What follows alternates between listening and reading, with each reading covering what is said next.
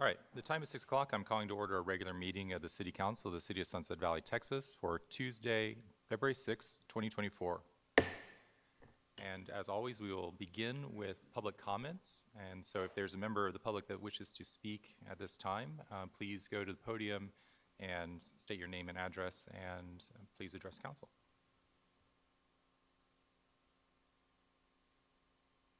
And just make sure the mic's on. Just see a green light. Hello? Okay. Good evening, Mayor, City Council members, and City staff members. I'm Carrie Collins, and I reside at 5 Yellowtail Cove, and I work with a group of teenagers on various projects to improve our city. I am here this evening to speak on agenda number 16 pertaining to the proposed rezoning of the Uplands Tract as parkland. One would expect teenagers to support any effort to create more parkland. Parks are great. Who doesn't like parks? Also, we love our city's green space and trail system. However, as we met to consider this particular proposal, we ran into a bit of a problem. There is something about this proposal that simply doesn't make any sense to us. You see, the problem is that the Uplands, despite its deceptively cute name, is simply not a parkland. The Uplands is a tract of land located along the access road to a major highway. More specifically, it is a relatively small plot of land surrounded by a highway, a stadium complex, a school, and a shopping center. Additionally, it is not located in an area that is easily accessed by residents of our community for recreation or otherwise. So we don't understand why some people want this land to be frozen by the city instead of developed to its full potential. We haven't taken many economics classes yet, but we are concerned that the city is contemplating a move that would represent a major economic blunder, simply because people want to be seen as green space supporters. Rather than make a foolish decision to freeze valuable highway frontage that would be an unusable park, we suggest that the council consider allowing this tract to be developed to its fullest potential. You can be pro-green space without making decisions that are so obviously disastrous from an economic perspective.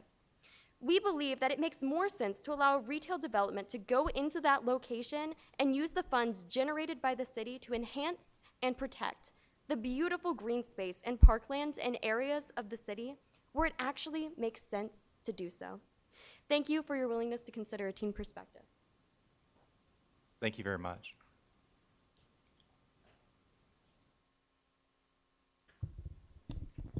Good evening, everyone. My name is Danny Horrigan. I live at 3 Pillar Road.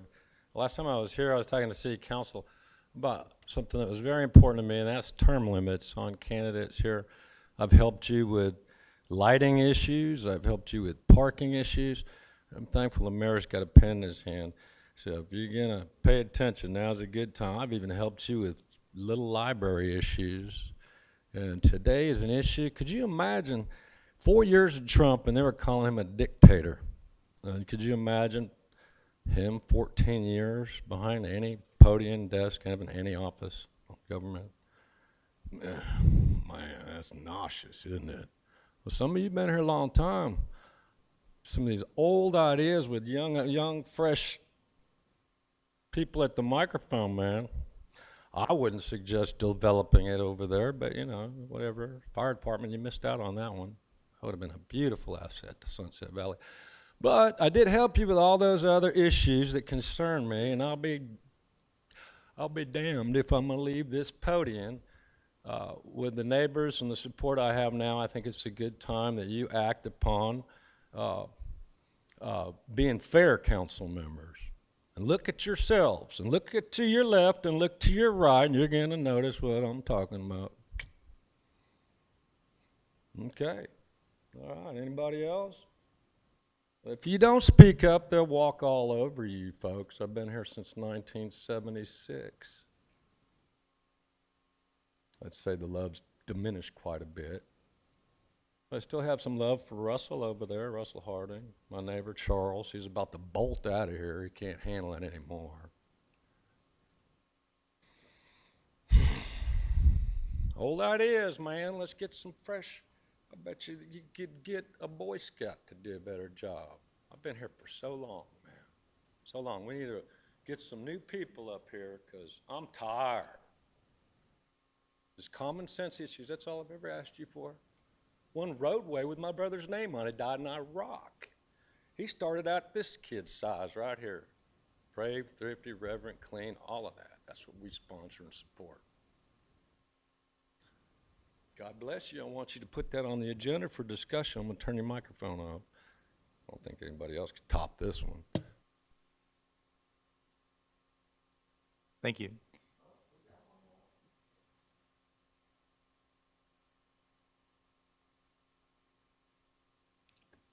If anybody else wishes to speak at this time, please step up to the podium. Matt, did we get a card for? Okay.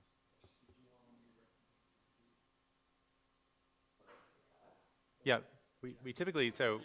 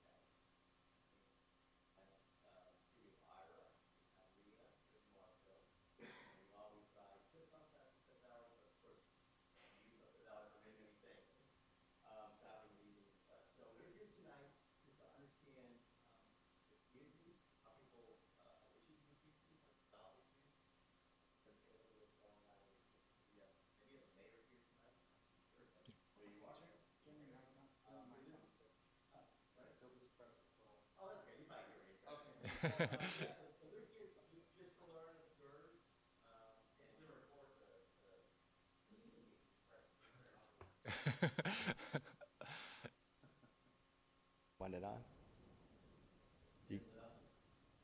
Yes. You want to record? So here's the community. You want me to repeat myself?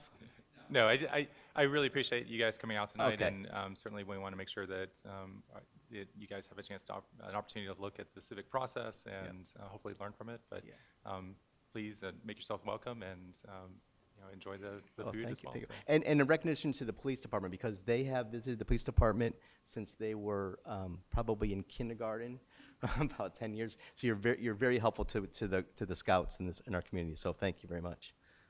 Thank you for coming. All right, if anybody else at this time wishes to speak. Councilor Rosengard?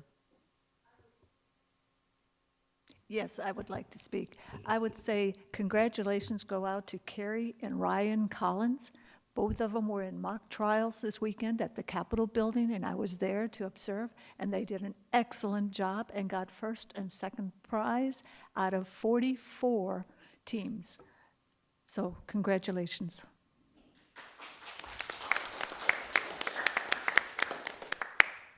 Thank you.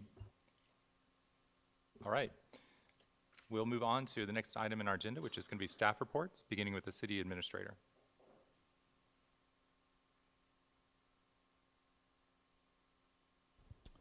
Thank you, Mayor. Good evening, Mayor and Council. Just wanted to highlight a few items on the admin report. Carolyn's going to be discussing this in her report, but we have been meeting with FSG, a company that's working on our street design. So that project is moving forward, and so we'll be showing you the concepts here in a little bit. We got a message today from Haney and Company that they should have the draft FY22 audit by the end of this week, so hopefully we can move forward with that, and then we can switch over to our new firm who will begin working on the FY23 audit.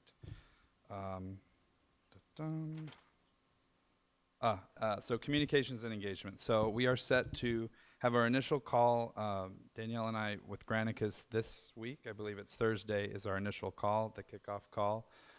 Again, that is a 2 to 3 month process to get it fully implemented. That is the Gov delivery system that will replace iContact and add SMS messaging.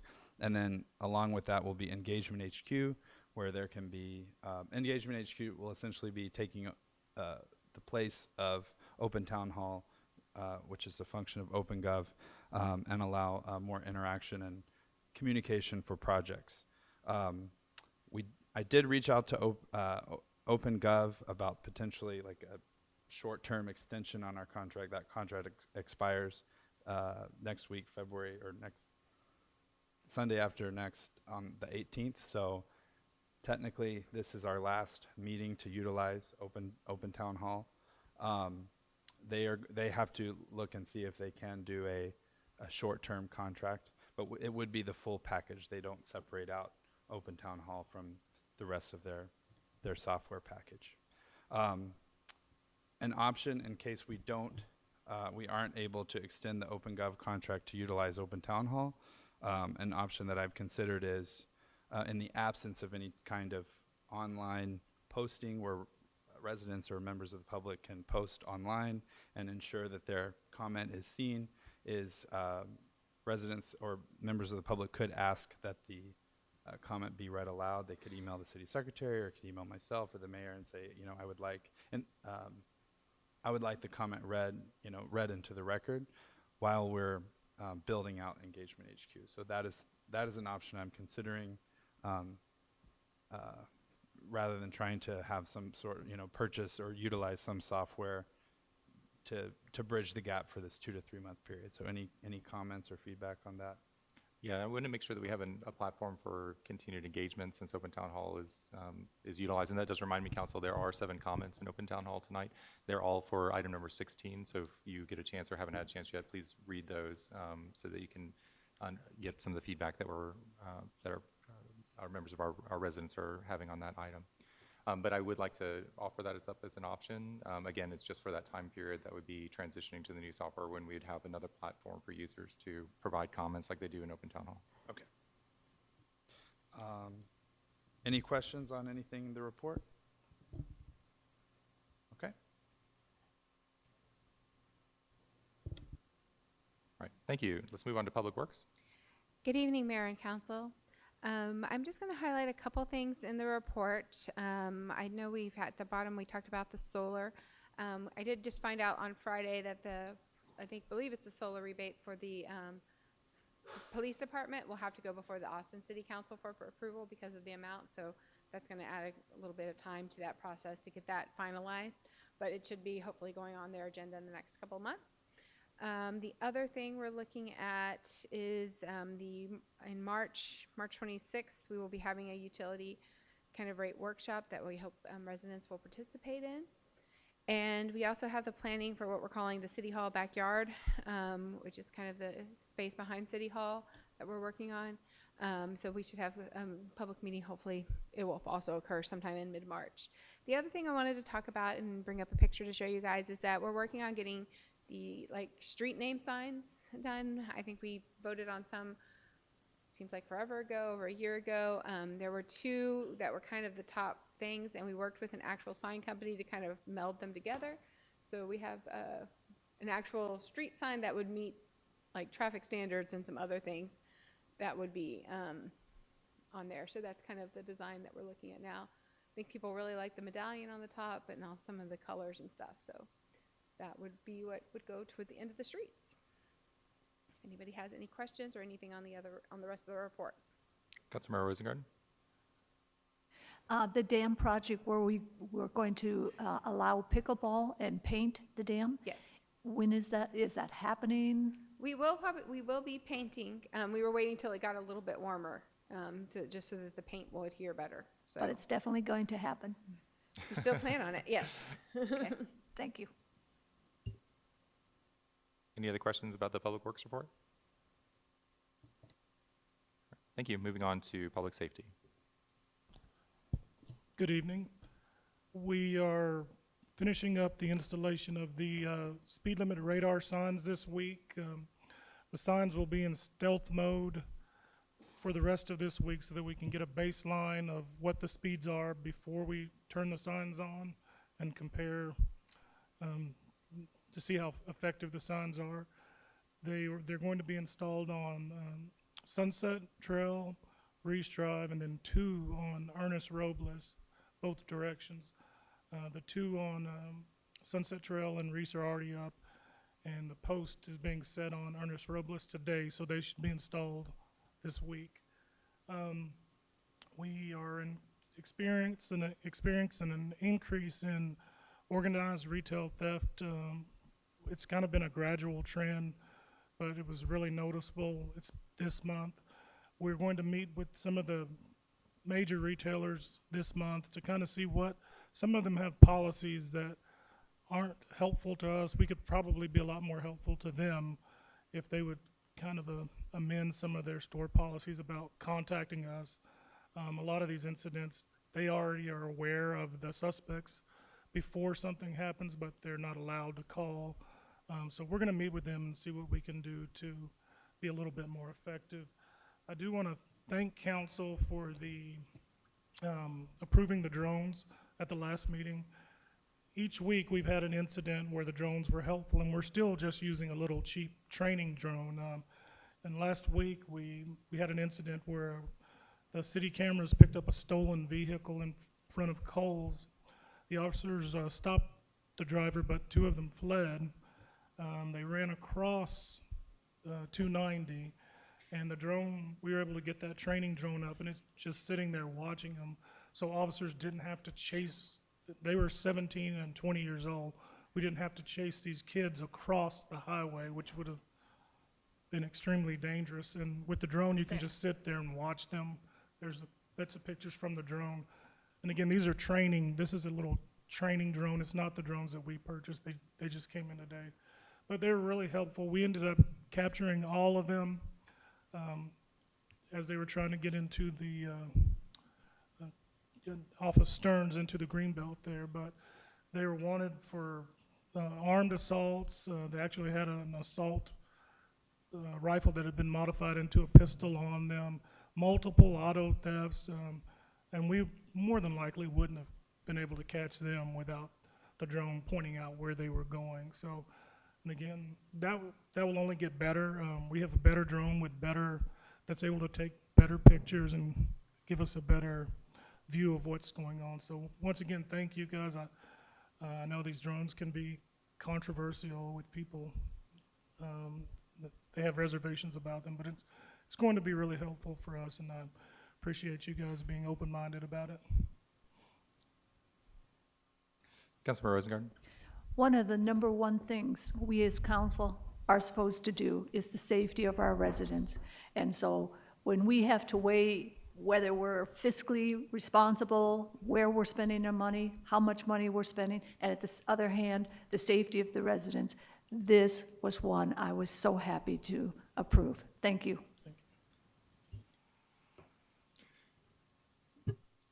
And Chief Carter, I just want to also personally thank you and the police department for the response. And I certainly know that in addition to our residents, the members of the public that enter our commercial space are also protected by you. So thank you for that as well. Councilmember Medicus. I agree on the drones. I'm really happy that we have them. I think it's going to be very helpful. I also saw the picture that you sent about finding a camp behind one of the properties that we had, so I think it'll help on that respect too. But I just had a question that came up in one of our committee meetings about calling for police assistance. So if you call 911, to get to Sunset Valley, do people need to say they need to talk to Travis County Dispatch? Now, if you call 911, you will be automatically sent to Travis County Dispatch. And when you give your address, they'll dispatch one of our officers. If you call the non-emergency number to the police department, you'll be in a phone tree, and eventually you'll be sent to Travis County Dispatch, but you're going to wait a little longer, well, a lot longer. Apparently, one of our residents tried that and didn't get a response, so I just want to make sure everybody knows if they call 911 and they don't get transferred, that they say. Yeah, and if you call 911, you may get put on hold, but you're going directly into 911. But sometimes there is even a hold for 911 if Austin or Travis County is busy. You may hold even on a 911 call. Okay, thank you. All right, any other questions for public safety? Any additional questions for the staff reports in general? All right. Thank you, staff. We're going to move on to our next agenda item, which is agenda item number 4, council consideration of agenda items for approval on consent. And just for those that may be new to this process, Thank you, Councilmember Johnson. When we approve items on consent, it means that we are approving them without discussion, and we vote on them as a block. And so that is a helpful way for us to clear agenda items in a expedited fashion, especially when there's routine or administrative agenda items that we have. We do list those items that are available for approval and consent on our agenda, and anything that's not is something we are usually having a discussion about. And so with that, I'll entertain any motions for approval on consent for agenda items. Councilmember Rosengren. Also, the items on agenda have been well-versed, talked about, and researched. And with that, I move to approve on consent agenda item number 5, number 6, number 7, number 14, and number 15. All right, so we have a motion to approve on consent on number 5, 6, 7, 14, and 15. Does anybody want to pull one of those items? All right, is there a second to approve on consent items number 5, 6, 7, 14, and 15? I'll second. Okay. All those in favor say aye. Aye. All opposed say nay. All right, we approved on consent item number 5, approval of the minutes from the January 16th, 2024 regular meeting. Item number 6, act on the appointment of Lucy Hairston as a regular member of the Public Works Committee for the term ending September 30th, 2024. And thanks to Lucy for volunteering to serve on our Public Works Committee. It's all residents volunteers, and we really appreciate their efforts. Item number 7, acceptance of the 2023 racial profiling report to be submitted to the Texas Commission of Law Enforcement. And item number 14, approval of the administrative intern job description to assist the city secretary with records management, the municipal court, and other projects. And item number 15, approval of a temporary special use permit for Austin Pets Alive to host a groundbreaking event that could exceed 50 attendees on Saturday, February 17, 2024 at 4942 US Highway 290. All right, so council, the next agenda item for us will be agenda item number 8. Consider an act on approval of an ordinance amending Chapter 31, officers, amending the city secretary position and creating a city treasury position. And I will hand it over to the city administrator for an introduction to this item. Thank you, Mayor and Council. I have been working on this agenda item specifically with Councilmember Rosengarten, who had some questions, and then we did make some revisions and comments, and we made some revisions to the ordinance that was drafted by legal counsel. Let me pull that ordinance up. I believe I emailed it to you today. The changes that were made just had to do with the appointment schedule of the city secretary. So the way that the code is written now, the appointment of the city secretary occurs on even numbered years, which is also coincides with the mayoral elections.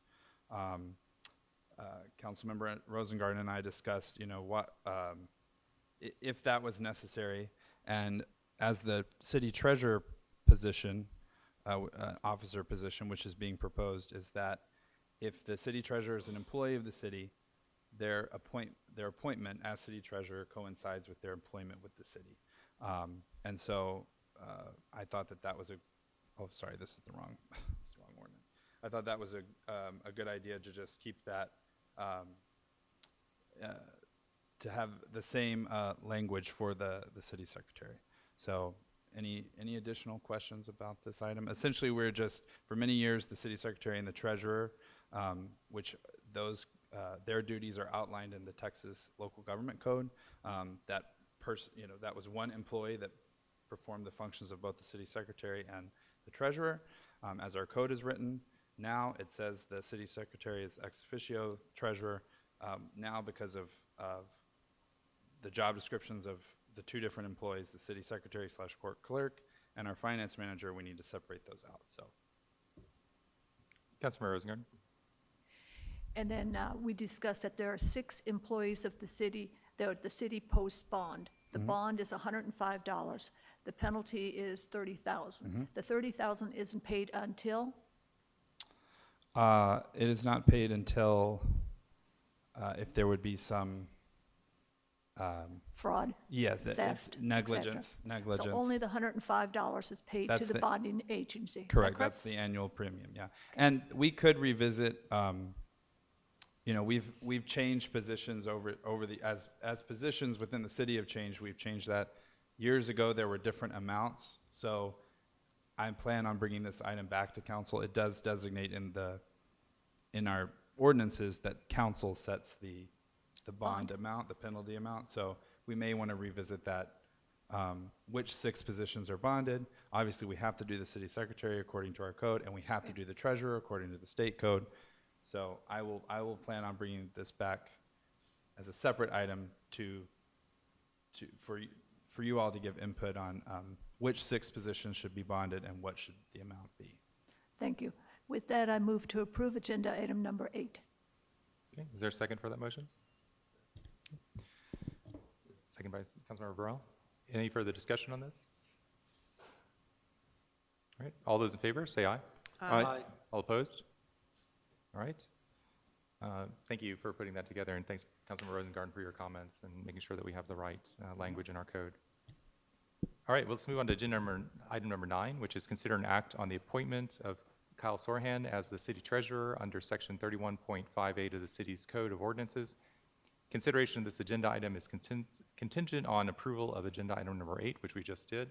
So that allows us to go ahead and approve this item if we want to consider this appointment. Councilmember Johnson? I motion that we act on the appointment of Kyle Sorhan. I'm sorry, I don't think I've ever pronounced your name before. So, as city treasurer under section 31.58 of the Sunset Valley Code of Ordinances. Second. Second by Councilmember Medicus. All right, any further discussion on this item before we take a vote on the motion? I would just like to say that ever since Kyle has come here and he inherited a difficult situation, he has done an excellent job for the city, and I wanted to recognize him for that. Yes, I certainly agree, and I think this move, of course, is going to be codified in our code, but I think it's also appropriate for us to entrust this to the finance manager as evidenced by the current finance manager's performance as well. All right, no further discussion, so let's go ahead and vote. All those in favor say aye. Aye. All opposed say nay. All right, we passed the motion. Congratulations, Kyle. I hope you enjoy your new, Thank you. your new position. All right, that takes us to agenda number 10, consider an act on approval of an ordinance amending Chapter 71 schedule, Part 2, Section 2, stop streets, removing intersections that no longer exist, and adding stop sign designations for the following roads: Lone Oak Trail, Reese Drive, Sunset Trail, Lovegrass Lane, Yellowtail Cove, Curly Mesquite Cove, and Sunflower Trail. And Matt, do you want Chief Carter or yourself or Carolyn to introduce this? I can take it. Okay. Well, Chief did all the hard work. So Chief went through our traffic schedule. We realized when we were just doing a review that the stop sign section specifically needed a major update, and so Chief and the police department went through and indicated all of the removing any intersections that no longer existed and making sure that all of the existing stop signs. So this ordinance does not add any additional stop signs to the city. It just codifies the existing stop signs. And there was an error on my part. I did not include the actual ordinance in the backup. So Chief's work and the cover page included all of the current and accurate stop signs. And then there was the current ordinance was included in the packet, but this was all sent to council today. And so this ordinance just codifies the stop signs, the existing stop signs and intersections. And before we get to council questions, one general question I had is that, is it unusual for a city to codify their stop signs in their code of ordinance, or is it's pretty routine? Normally, the city secretary would keep a book of all the new stop signs, and it wouldn't go before council like this, but we have so few that this is how it works here. Okay. Councilor Johnson. So now that we had the backup from the email, is this going to replace what's in that?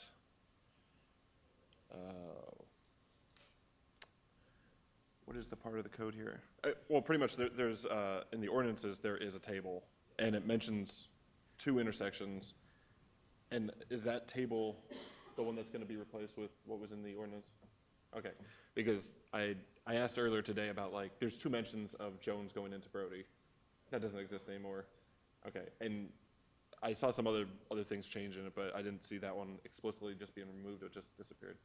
So next time, just tell me to read the read the ordinance. But cool, thank you. Any further questions about this item?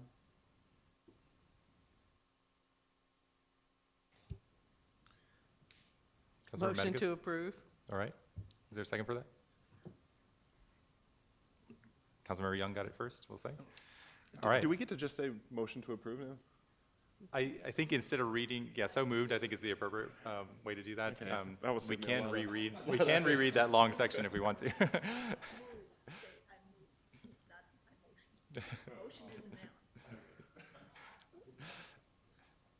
All right, this is a very good educational moment for. Oh, my.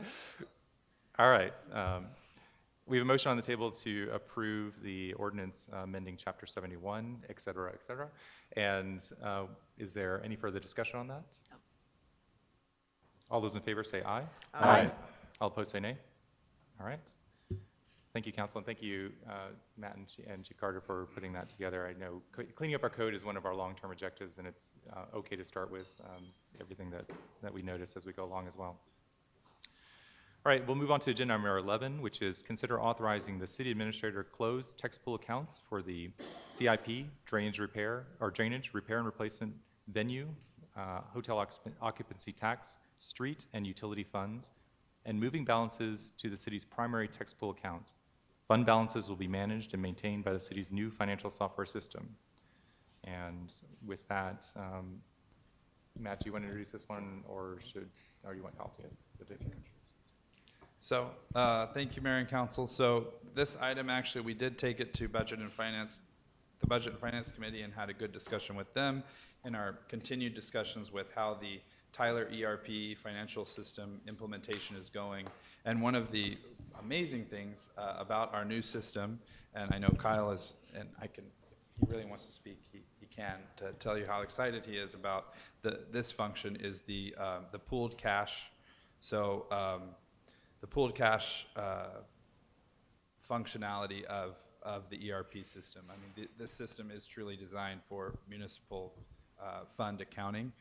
So previously, we were having to make, because of all the interfund transfers, we were having to manually make those transfers in our old accounting system, which was extremely cumbersome, and it also wasn't happening in real time, meaning you didn't have an accurate picture of what the actual fund balances are, because there's constantly, debits and credits. Anytime payroll is run, that affects a majority of the funds. So Budget and Finance did review this. They did recommend approval of this item for council. We wanted to bring it to council. Mainly, we are keeping 2 text pool accounts open. So we are keeping the city's primary text pool account, which is where the Texas Comptroller sends the bulk of the sales tax. So the sales tax that includes the general, the street, the green or venue, and it will continue to be the city's primary account. It collects interest. It is not a traditional banking account in that it's not a checking account. The only way it's a very secured account. There's a very secured process for transferring money, and that is then what is transferred into our 2 checking accounts to operate the city. The second text pool account that we're keeping open is for the Crime Control and Prevention Tax Fund, and that is what is established by the state and voted on by the voters of Sunset Valley as a special revenue fund. And so that is a separate revenue stream, even though it's associated and it's a percentage of sales tax. It comes in a different deposit, and so we are keeping that fund open for that special revenue fund. The only difference that we're going to talk to Tyler about is that in our budget, we actually budget for interest revenue, and that is interest that is collected in text pool. Obviously, we've been getting great interest revenue with how high interest rates are. So we did budget, each fund has an interest revenue budget. And so once we do close those accounts, we are going to have to figure out just for this year, how to possibly distribute that interest income among the various funds. We could do a percentage. We will work with Tyler Technologies on that. But going forward, if this item passes, when we're budgeting next year, we won't budget that interest revenue in those other funds. We'll only budget it for the general fund, which is honestly helpful for the city, and then the crime control prevention tax fund. Councilmember Rosengren? I have a couple of questions. So the first one is to Kyle, our new treasurer. If you could explain and tell the rest of council up here, when you called other cities and asked them how they do their due tos and due froms, what the answer was, and how they run their budget as we do. Are our revenues coming in, expenses going out? Yeah, I did a survey of other cities when we were looking at other options for an accounting system. And one of the questions I would ask other accountants in other cities was, how do you handle the due to due from amounts? And most of them said, what do you mean? It just happens automatically. And so what we're showing you with the pooled cash report is part of how it happens. And so, yep, now that we're set up in the new system, we're not going to have to do that anymore, which is really exciting. Sorry, Rudy, what was your other question? I didn't ask it yet. The other one was, there was a concern in our committee meeting on the utility fund, because it's an enterprise fund, if maybe we should not, if we should have that separate as a separate account. And have you checked with legal on this? And maybe it's a legal question. Does the utility, which is supposed to be an enterprise fund, need to be a separate fund or have a separate checking account for it? As far as I know, the funds, there's no reason why a fund would have to have its own bank account necessarily. But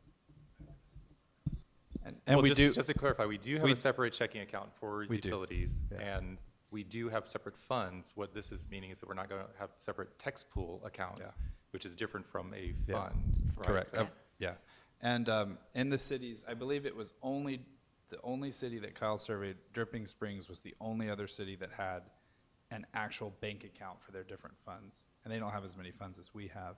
And they're not quite a full service city like we are. But, right, Kyle, all the other cities, they did not have multiple bank accounts. So their accounting software Does the job. was keeping track of the funds and the fund balance.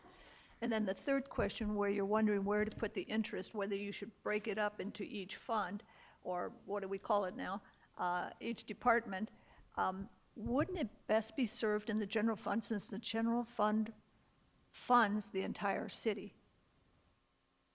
That's something we could definitely talk to Budget and Finance about. I would recommend, we just keep it in the general fund, since the general fund is the fund that's making transfers and paying for a lot of special projects and things like that. So Yeah. we can And we can review with Budget and Finance. TML does different budget classes, and I would check with TML about Okay. that and see if that's the way other cities do it. Leave the interest within the general fund. Thank you.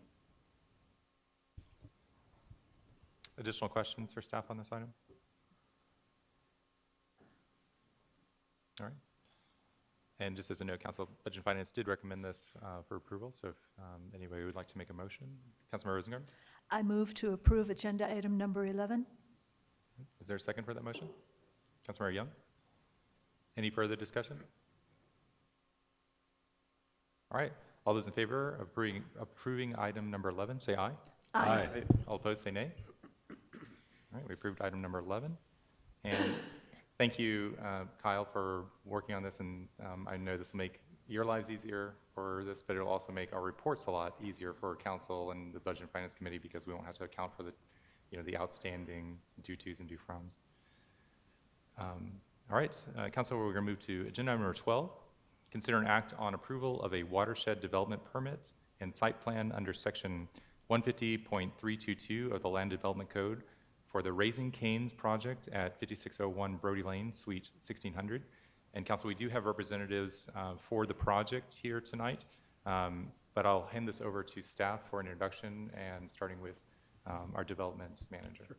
Good evening, Mayor and council members. I'm Jerry Rustover, the Development Services Manager. As the mayor pointed out, this is for a new Raising Cane's restaurant that's going to replace the former Red Robin location. That building will be demolished. A new building will be built in its place. The staff, including the city engineer, have reviewed the application. It meets all ordinance requirements, and I'm available for any questions. As well as the mayor said, we have representatives here. And council, if there's any questions to either staff or to the representatives, we can ask them to step up to the podium. And if you want to make a statement now, it's also something that you can do as well. Councilmember Johnson. Sure, I'll jump off here. I'm the same way with every site plan. I almost just like scroll down, find the trees that are removed, and try to figure out why they're being removed. And so overall, like less impervious cover, love it. A lot of new trees going in, love that. I guess this is maybe even for our engineers or whoever, the 2 trees that are being taken out, they seem to, in the, so what I'm looking at is the landscaping plan. It seems like there's trees going in almost the same exact place. So could you describe like why those trees are being removed, and or we can, if Matt, you want to bring it up.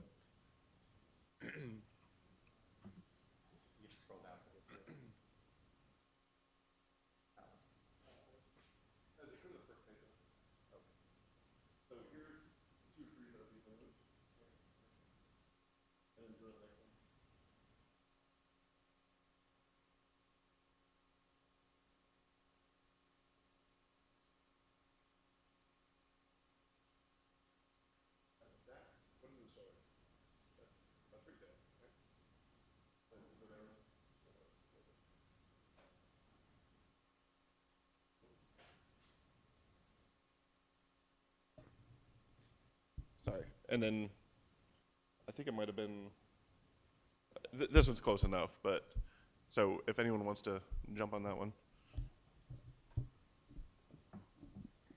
I think, Councilmember Johnson, to summarize your question, based on the site plan, 2 trees, current trees are being removed. For the landscaping proposed plan, there are new trees being planted, and your question is, they look to be about the same place as the trees are being removed. And if our city engineer or the representatives from Raising Cane or Development Service Manager, if we wanted to provide a response.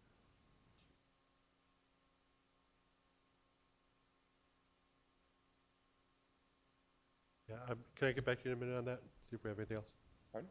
Can I get back to you in a minute on that? Yeah, sure. All right. Other questions from council for this agenda item?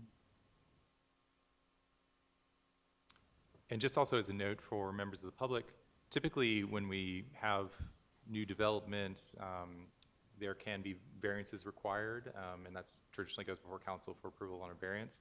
In this case, the site plan is actually reducing the impervious cover, so we're within the current approved impervious cover for that entire shopping center area. And so that's why this one is different in terms of the process, is because this is just a site plan approval, not a variance approval. And so just make sure that's clear to the members of the public that have seen this process in the past.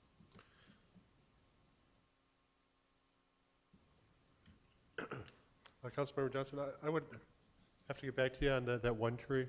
I know that I don't think the landscape architect is with the team. Are you? Rick Williamson with Cavalry Development Services, 2626 Cole Avenue in Dallas. Nice to be here. Thank you. We're excited about the project. I'm not certain. I'm the project manager, development manager, which means I herd the cats, so I don't really know a lot myself. I just try to ask people who know what they're doing to help me get this done. Usually, and our engineer is at another place testifying at a different hearing, so we have somebody else from Kimley Horn here. Usually, if we're having to take a tree out, it has to do with interfering with the root ball. If you move more than 50% inside the drip line, then you're going to damage the tree and it's probably going to end up dying. So what you do is you remove it and mitigate by replacing it with another tree. And because I'm not certain, I think it's because our drive-through lane has to go in that place. There's not really any other place to make it go. And though that was the best site plan we could work out with the least interference with the existing trees. So I think I believe those two were a result of having put in the drive-through and interfering with their root ball. So they were likely to not survive. But I'm not certain. The architecture firm, but also we also have to take into consideration there are turning radiuses for our trucks, so that's why we sort of removed those trees on the Plant South side, so that way when our delivery trucks come in, we're not going over curbs or interfering with the critical root zone of the tree. Okay. I realize it's 2 trees in the grand scheme of things, but you know, we've had like a bloodbath here in Central Texas, and you know, when we can, I try. No, we understand, and we do everything we can to save the trees, because as a general rule, Raising Cane's way over landscapes compared to most other QSR restaurants. So, you know, every tree that we can save is one that we don't have to put in the first place. Yeah. So we try really hard to keep them, and especially in a place that we know is as sensitive as Sunset Valley is to the open space and the green space and landscaping and stuff. So we worked as hard as we could to save every tree we could. Okay, thank you. And Mayor, I think there's like 37 trees being, you know, added or bushes to the project, so. 37 added, that's pretty good. I'm Gary Freeland, city engineer. Also, if we look at the grading plan, those 2 areas there, we're changing the grades quite a bit. The way your code is written is that if we change grades within the areas of those trees, that we have to mitigate those. And if changing grade, it also potentially could damage the trees, and so that could contribute to why those got replaced as well. I didn't design the project, but that's my observation. Okay. I had one other question. They are mitigated. Okay. Oh, yeah, totally. But you know, an older tree. I mean, they're not super old, but you know. So also the number of parking spaces is, you know, sometimes I know they'll just be, this is our plan, and we come just kind of like map it onto the property that you're going to develop to. Is that the number of parking spaces you want, or you feel like you have to have? Council member, the number of parking spaces required by the city code would be 23, and they are going to provide 38. So. Okay, thank you. So that's the one. That's what you want. Okay, thank you.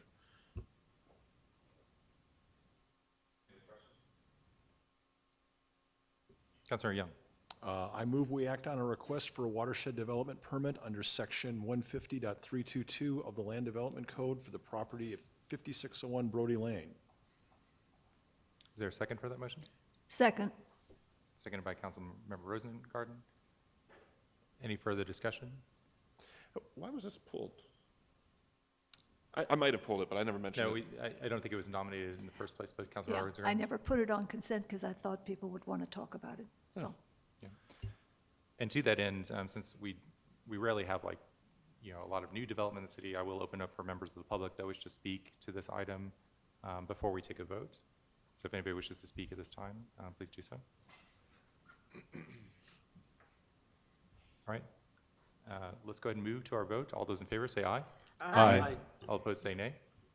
All right, motion passes. And want to welcome you to Sunset Valley. I'm certainly looking forward to enjoying your restaurants with me and my family, myself and my family.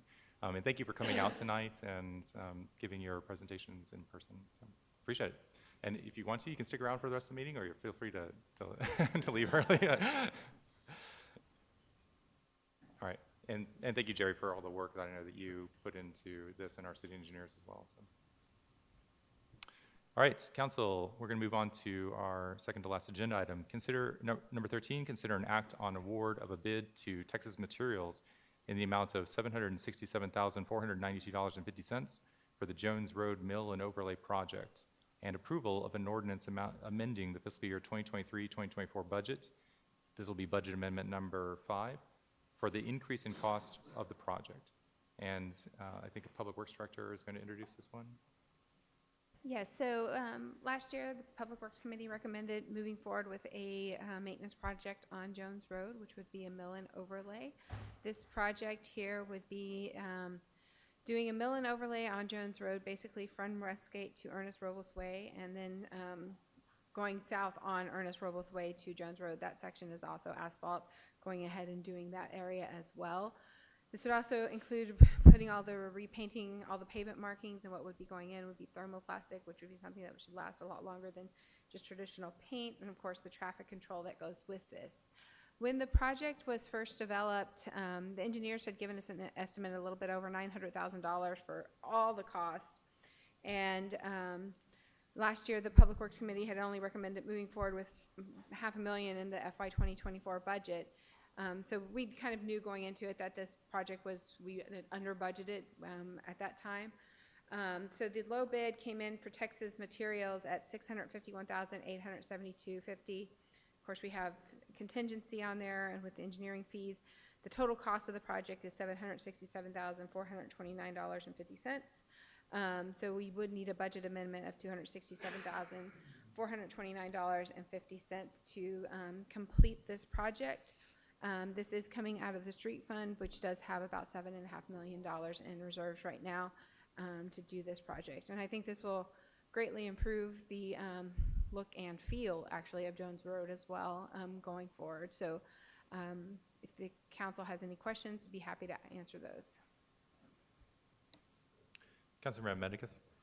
I think I read it in the materials, but I just wanted to make sure it was included, that area where you turn off of Westgate onto Jones Road. There's this hump, yeah. And it's kind of dangerous if people are coming around there really fast. Yeah, is that going to be? So there's some differential shifting there. So that's one of the small sections of concrete that's going to be replaced, and we're going to smooth that little area out a little bit. So yeah, that's definitely part of that process. Great, thank you. I think one general question I have, which I did see in the backup, is that obviously Jones is one of the major thoroughfares of the city. We have traffic going there just for getting to our shopping areas, residents commuting there. Yes. The school obviously is utilizing it during school year activities, as well as the Montessori school in terms of their drop-off. Can you just go over a little bit in terms of the mitigations and traffic control plans that will be used for this project? Yes, we're shooting to have the majority of the section, especially the section that is in front of the school where traffic tends to back up a little bit more, to do that over the spring break period when school is not in session. If we can't make that, then we would be looking at shifting some of that work to the weekends, just so that we're not backing up that traffic during those school hours. So that is something that would take place. The remainder of the road we can do kind of on a normal schedule. It doesn't have as quite, we're able to get traffic through those areas a little bit better. Yeah, and I think the other thing I know that construction can obviously, impact multiple days. This is hopefully something that can be done quickly, like we've seen in other mill and overlay projects. I would also just recommend just keeping an eye on AISD activities during the spring, since a lot of their activities around the Burger Center can sometimes increase traffic, especially on the west end of Jones, and making sure that we kind of keep track of that in terms of the construction schedule as well. Definitely. Councilmember Johnson. So what is your term for the kind of reddish-brown, reddish? Stamped concrete? Pardon? The stamped concrete? Sure, and it has like kind of, are we going to get that back as well? Or? So the two little sections that we're removing, those won't be coming back. The other sections are staying where they are. Nothing is changing with those. So which ones are leaving?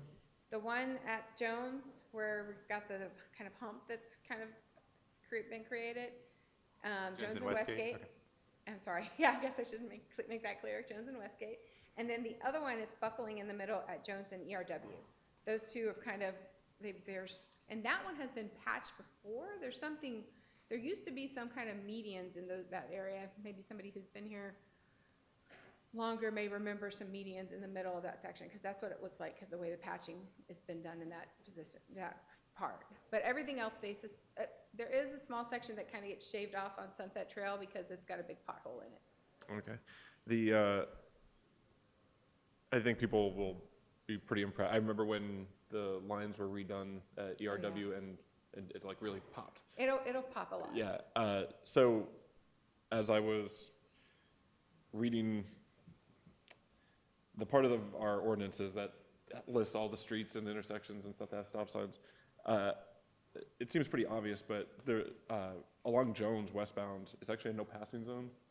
And, but like, what is, it's been almost 30 years since I took my driver's license test, but like a dashed white line means what? Just that you can. You mean if it's solid and dashed on one side, or if it's? Well, I know if just it's solid dashed? and dashed on one side, I know what that means, If it's dashed, you can go through it. so like, if you can't pass, it's a strange situation. Like, what is our line strategy for this road? Because like, if you have a dashed line, people think it's a passing zone, and people do use it as a passing zone. If there's a solid line and you can pass on the dashed side of that solid line, but I can't picture Jones right now in my head where that line is. So from right about Sunset Trail, ooh, we're gonna get some info here. From Sunset Trail, like the southern part, all the way down to Bob Horgan, it's two lanes, and one of them goes north, turns into a right turn only lane. But besides that, once it goes to two, it's a dashed white line. And people do, I mean, it's, out of the things that people do wrong on Jones, it's a rare one, but I do see people using it as a passing zone, just like get around but if it's a dashed white line, then it kind of implies that it's if I see that, I think it's a passing zone. The ordinance might be referring to like the eastbound direction of no passing, not the like westbound traffic. I'm gonna bring it up. Wow. A dashed white line is typically a lane delineator between two lanes going in the same direction. Yep. A solid white line on the shoulder is an edge of pavement line. On Jones Road, like in front of the school in that area, we do have a situation where there's 3 lanes. There's a lane in each direction and there's a continuous left turn lane. And that's gonna have a solid yellow line on each outside edge and a dashed yellow line in the middle. And I think is that what you're asking about? That's a left turn lane for traffic in either direction. East of Horgan and west of Sunset Trail.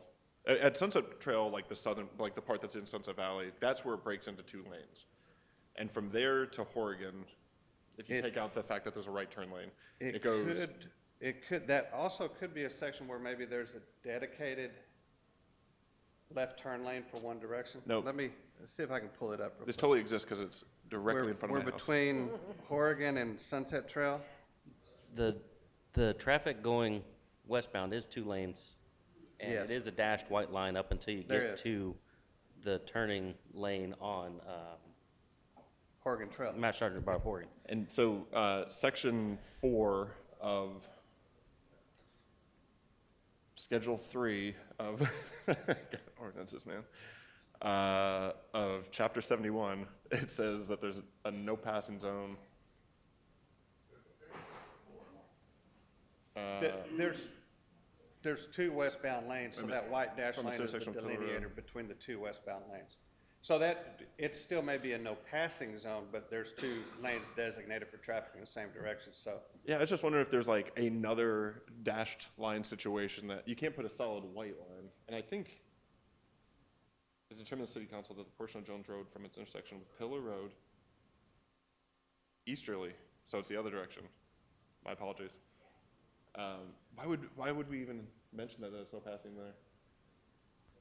Double yellow. Eastbound traffic shouldn't pass. There's Yeah. a double yellow line between the I wonder 2 if that is westbound lanes. when there and used to be a. eastbound. Okay, my apologies. I mean, we can also review that code just to make sure that it's in line with what's When I needed. originally read this, I read it as, what's that? I mean, sure, but if it, only on a as long super- as long as the lines are clear and Yeah. and they prevent the public safety Yeah. Okay. issues, right? And I think that's what we'll make sure that is going to be handled by the mill and overlay.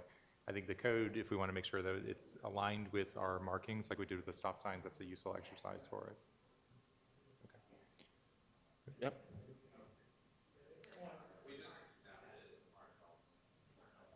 Okay.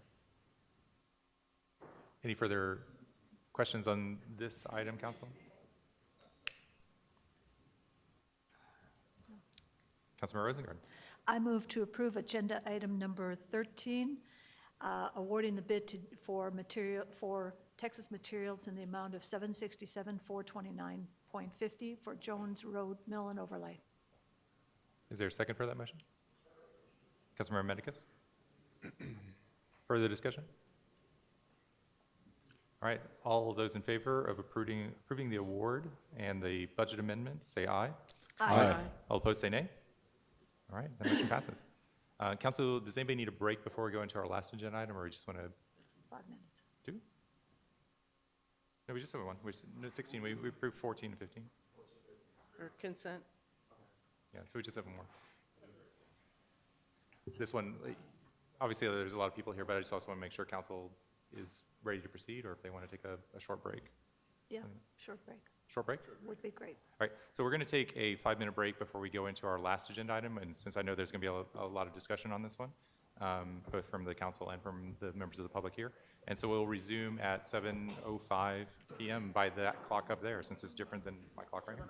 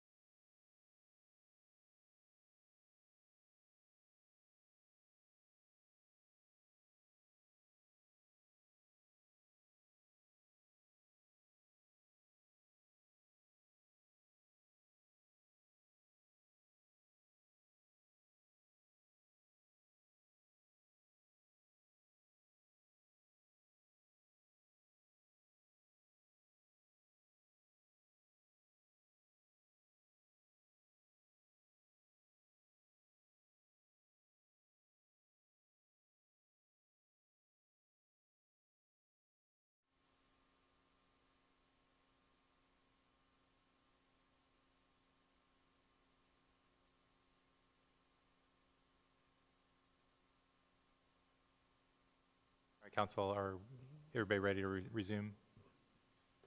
Matt, are we ready to go? All right. I don't know. We'll see. All right, council, we're going to resume with our agenda, last agenda item, agenda number 16.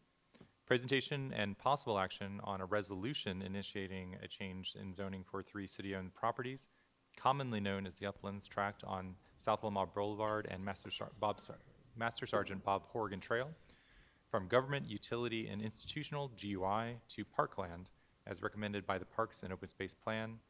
Any action would initiate a public notice and hearings in accordance with section 150.064 of the Land Development Code, which means that any next action, if council move forward on this resolution, would be by the zoning committee for review, and then it would have to come back to council for further action at that time. So there'll be additional opportunities for, again, if the resolution moves forward, for the public to weigh in on this. This is sponsored or co-sponsored by Councilmember Medicus and Mayor Pro Tem Young. I'm going to let staff do an introduction to this item, and then I'll allow Councilmember Medicus and Mayor Pro Tem Young to speak to this item. We'll take any other questions from the City Council, and then we'll open it up for members of the public to speak to this before taking any further action. And Councilmember Rosengard, do you want to have a question before we begin? Okay. No. Great. All right, so I'll hand it over to staff at this point for introduction to this item. Mayor Council, Jerry Rustover again, Development Services Manager. I think the posting language pretty much encapsulates in the mayor's description what we're doing here. This is very similar to the action we took last year on 2 other city-owned properties. It does not change the zoning right now. It simply initiates the zoning process. So we will work on preparing a staff report, doing the notification in both the newspaper and to the people within 500 feet. And then we'll bring it to the zoning commission. We'll take their recommendation before the city council. And it would change it to the P Parkland zoning category. And then Councilmember Medicus, if you want to make any comments, or Councilmember or Mayor Pro Tem Young, if you want to make any comments before we begin. We have, and Councilmember Medicus knows the history of this better than I can, but we have kind of a long-term consensus about what the majority of citizens want to do with this property, which has only been reinforced in the past couple of years when we've gone through the whole Parks and Open Space Plan. So I think it's time to do this. I think we want to start talking about next year about what we're going to do with the uplands, and this is the first step in doing that.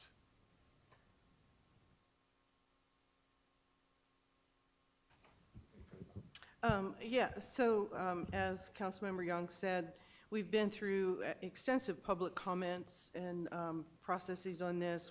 First we had the Uplands Conceptual Plan in 2017, and then the Parks and Open Space Plan. So this is following the same process we took with the other 2 properties we recently changed zoning on to parkland that were part of the conceptual plan for Parks and Open Space Plan. And this has been 17 years going on since we bought this property. Well, we didn't buy this property. So this property was really part of the mitigation of impervious cover and the whole development that is now known as the Village and the Homestead shopping centers that were part of the Weaver Tract. So this all goes back to Walter Southwest, who was developing all of that. And then, so this was part of that whole project and how we ended up with this piece of property. Some of the impervious cover was transferred off of it, but not all of it. Moving forward with this, I know there's been some comments about it only will benefit the people that are in the apartment complex that are in the city of Austin on Sunset Trail.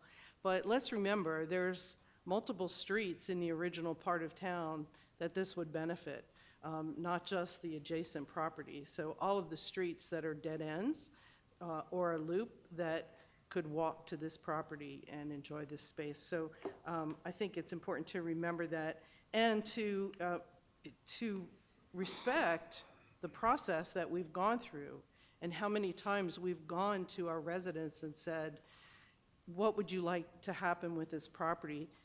Even back to 2008 when we had the Uplands Committee, there were like 30 members of that with council members and residents that were part of that committee that made recommendations for this to be a public use property. So going back that far, we've had citizen input that want to do something for the community with this property, and I think it is time now that we have the overall look of the Parks and Open Space Plan and looking at all the city properties, that it's time to move forward and stop putting this on the back burner. And another question I had for staff regarding this item, because I know it's come up in conversations before. Previously, I think the prior city administrator had mentioned that by taking something to a park zoning, it restricted it from future use until it came back to the city or to the residents for a public vote to amend or change that.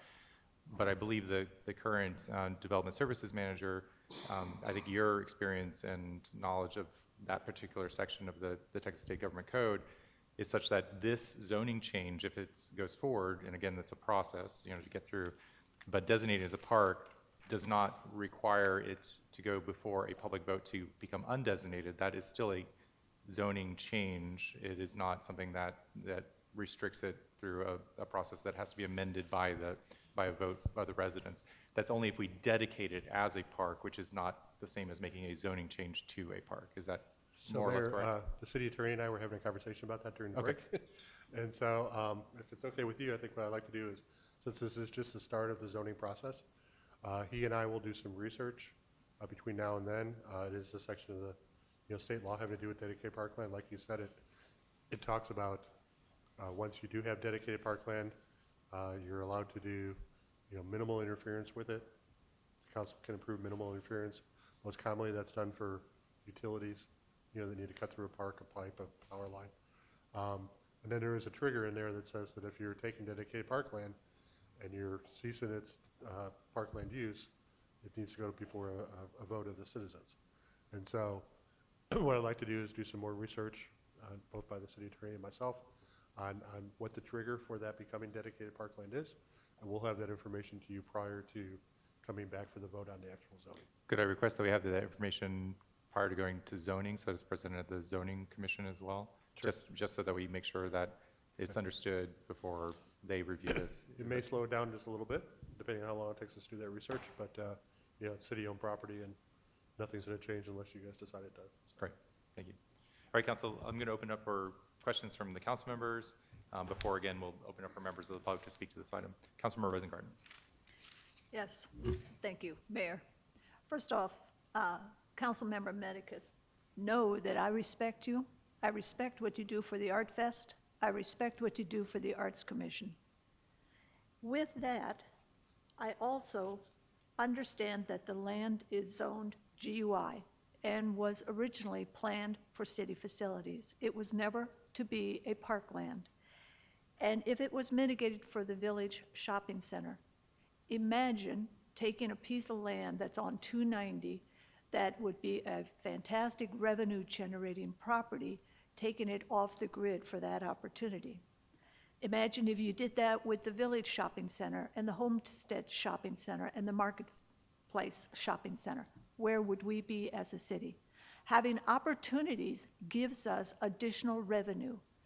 If you think the expenses of the city are going to go down in the future, you're surely mistaken. I have watched the budget grow and grow. With that, I know we need to be concerned about revenues. I walked the Market Fair Shopping Center yesterday. There are 2 businesses locked up because they haven't paid rent. Dash and Dapper and the Sing Orthodontics are locked. Bed Bath & Beyond does not have their tenants. They have a person who is doing a business that is asking people to come and set up their small business within Bed Bath & Beyond. It will take a lot of sales in order to try and generate the same revenue that Bed Bath & Beyond was able to generate with small mom and pop booths. I ask that if the city hypothetically had a developer that was to come to the city and say, I tell you what, let's split it in half. Why don't we do what one section of the city wants on the back section, the furthest away from 290, and do a retail or revenue-generating business on the front of it. And I'll even suggest that we lease the land, we don't sell the land. And I think if the citizens had that opportunity to say, this is an opportunity where we can have both, the residents, I feel, would then vote for my suggestion, a compromise. You still have the opportunity to do things on the backside of this property, the side closest to the track for the elementary school, and the side near the retail, which is right next to the shop. It's not a shopping center, it's a retail center, and the Dell Electric, Dealers Electric right next there. And that, by the way, can be an exit and entrance, is right where the electric building is. I think that would be a great idea. Now, why am I bringing this back to where I am not approving it or I don't feel okay with this?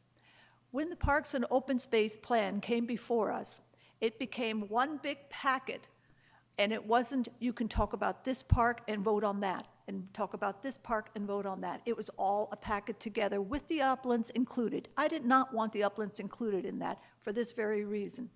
But I was told again and again by other council that it's just a plan, and we have to have a plan to go forward with this city so we know where to go. It's like the camel dipping its nose under the tent. Now it is not just a plan, now it's changing zoning. Well, if you change zoning in this city, do you think you'll ever get an opportunity to put it to a vote to switch parkland property against 290, even if it is against 290, back to a piece of land that could be used for future revenue? I beg the council that is sitting up here that your vote be considered, that we either table this item and hypothetically address and consider the opportunity for future revenue, knowing the state of the economy as it is. Thank you. Thank you, Councilmember Rosengarten. Other council members wishing to speak to this item? Councilmember Johnson? Sure, thank you. So this is the closest, it's not park, but this is the closest park to my house. You know, the Valley Creek Trail is at the end of Reese, and behind City Hall is over here, and getting deep into, I don't know how many people have actually walked that property. I'm sure we have all walked that property. Many times. But it is quite peaceful in there. It's strange being right up against 290. I would bet it is quieter in that piece of property than it is at my house, and I am, you know, another quarter mile past it. I think it is a beautiful piece of land, and I think it being another piece of parkland would be an asset to the city. But I want to see like the other side as well, where it's like, well, you know, should we, you know, the times that where we have entertained development there, I have a hard time believing that like this is the one piece of property that just tips us over into like making the budget square. I don't see how it would ever be that way. Unless, I mean, just like speculating of like what could go there, and when I do say like, let's say it is another Home Depot or like a Lowe's or like an Apple store, like something that was just like prints money. I think of the other shopping centers that are, and we don't have that bad of vacancy, but why aren't they redeveloping themselves to go after this money? It just seems like adding more commercial. We're at what percentage? 33, a third of us of the property in Sunset Valley is commercial. Is that, Jerry, you came from Austin. What percentage of Austin is commercial? Honestly, I don't know. It's not as high as here. It's not as high as here. And I mean, I don't want to say that Austin's budget is doing super well, but the thing is like, you know, at some point, you know, if we can't if we can't balance our budget on 30% commercial, then there's like some soul searching that we need to do.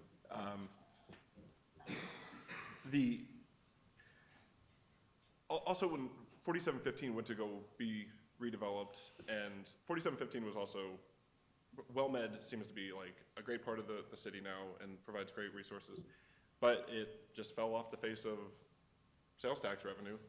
And what was always thrown in about, get whatever we can go there because it's a tough piece of property. Well, it's another tough piece of property right down the street is the Uplands. It is on a one-way road right out of the city. So it just seems like a similar piece of property. Also, I can never get quite an answer on this. How far away from a school, I think I've even asked you this and I just don't commit it to memory. So selling alcohol next to a school or a church, we got both of them right there, but what are the regulations there? It's within, I want to say 300 feet. Is it schools also? Yes, schools, churches, daycares. One of the ways that would make money is an establishment where they can sell alcohol. Well, not in the back 300 feet of it. They'd have to split the property, right? And just City council approval. City council can give approval. We can give an approval for that? Well, yeah, that'd be, anyway, so I've always, I've only run for election twice, but protect green spaces. I mean, it's not going to be any shock at the end of this, but yeah, that was just my feelings about that property.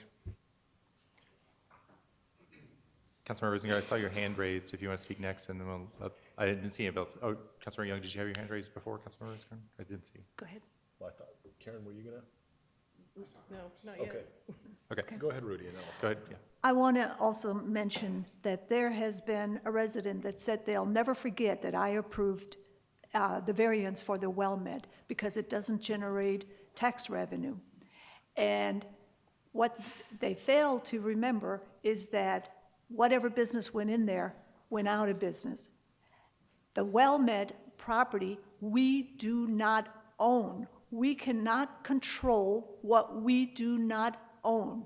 The best the council can do is approve or disapprove the variance. The variance they presented to us was very logical. Everything we asked them to do, they did. We could not tell them not to accept a tenant such as WellMed.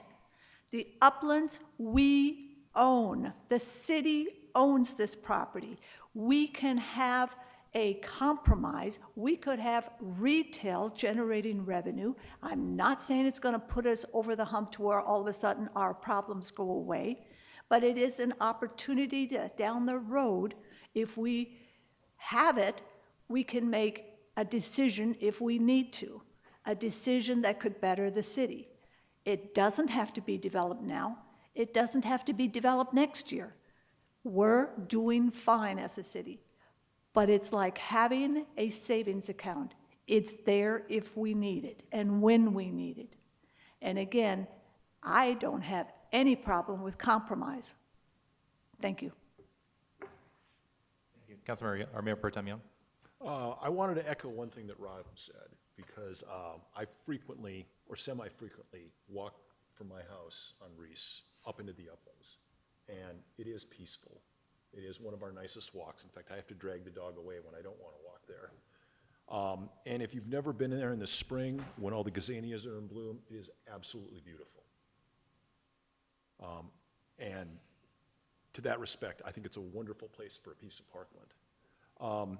Secondly, it's been said that this piece of property was planned for city facilities, but there is a note in OpenGov from Terry Cowan, who was mayor at the time that the property was bought, where he says, the city acquired the Uplands Tract as a part of a development where the developer deeded the land to the city in a deal that helped offset impervious cover on his development in excess of 18%. It was intended to be part of our parks and conservation resources. So that was the original intention for that piece of property, as far as I know, not to be part of city facilities. As far as revenues go, I just want to point out that the city's revenues are still very healthy. And ever since I've been here, when I was first on finance committee in 2018, I kept hearing about, oh, our revenues are going to die because of online shopping. And then COVID came along and our revenues were going to drop by 80% or 50% or whatever it was at the time. Our revenues dropped by 9% that one year. And we still had a surplus in effect that year. And afterwards, when COVID was over, our revenues rose about 17%. They have dropped the last couple of months, which is consistent with what's happening across the country because people have gone through all the savings they had in COVID. So what we're seeing probably right now is the new normal, and that new normal is higher in terms of revenue, even if you had an inflation, than what we had before COVID. So it's not like our revenues are declining.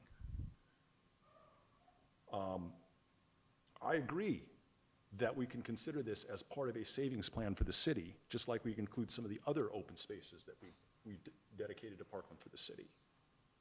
We don't want to bind the hands in the future of what people can do with these properties if we need to. But this doom and gloom that the sky is falling, I keep hearing about, but it never happens. And it keeps us from moving forward in the things that we want to do and that the citizens want to do. And I think we are here to, effectively, how am I trying to say this? We are here to carry forth the will of the citizens, of the will of the majority. And I think it's clear what the will of the majority is with this particular piece of property through, as Councilmember Medicus described it, a 17-year process. So I think it's time to move forward on this. Thank you. Other council members who wish to speak before I open it up for public comments?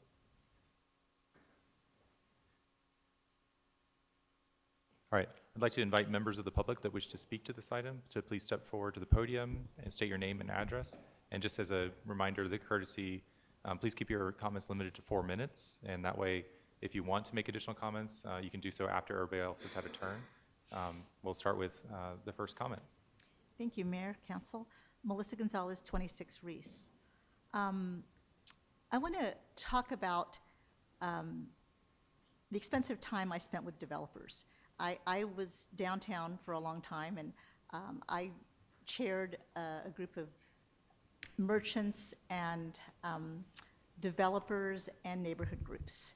And then I was chair of the Bolden Neighborhood Planning Team for like a 3-year process. So I spent a long time doing development over a long period of years. And in that process, I learned a lot about development. And the things that you really want are green spaces. When you want to see a successful space, a city, and you want to see a non-successful place, you can tell it by the amount of trees you have. And that's been true all over the country, where the areas that didn't get trees became impoverished, and the ones that have lots of trees become very affluent. And that is, I can cite you lots of studies on that. And so a lot of times when you're planning a new city and you do things like when they did Circle C, you create these green necklaces around your city.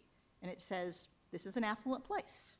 And we have an opportunity here to preserve and enhance part of our green necklace. Because when AISD, and in the short term, redevelops, there will be more trees. It will not be a concrete park the way that it is, because we will demand that, and I think AISD will want to do that. And we've been planning for a long time for a circuit around that's a lot more greener and fun to run, that could base in that triangle upland space. And that will dramatically change this part of town, which is anchored by the uplands, really the park that's anchored by the uplands, that this much of the city uses. And it is the majority of the residents who have access to that. Everybody, the villas, except for the Meadows and Stearns and Oakdale, has access to that. It is one of the most, and so when we create that, and if we can partner with ISD to really make that a nice walkway, that's a dramatic vision. It's one that I've held for a long time. And even WellMed would feed into that. So talking about the green spaces, people act like there's no cost to not switching this zoning. There is a high staff part. When I was, again, downtown, they would show me these maps and they'd say, Melissa, these are the very few blocks that are developable. And this was, 12 years back. But these are the very few blocks in downtown Austin that are developable. And every developer knew which those blocks were. And this property is similarly significant, that people are going to keep bugging us if we don't rezone it. And that's a huge waste of staff time if that's not what we want to have happen. And for 17 years, we've said that's not what we want to have happen, because it's not like this hasn't come up before. So I do think it's important to save staff time, to honor the residents who've said for so long, 17 years, that this is what we want to have, and the original direction of this, which was a preservation of green space. That was like part of what the original plan was. So I think that those are all important things, and that we need to pay attention to. Thank you so much for your time. Thank you.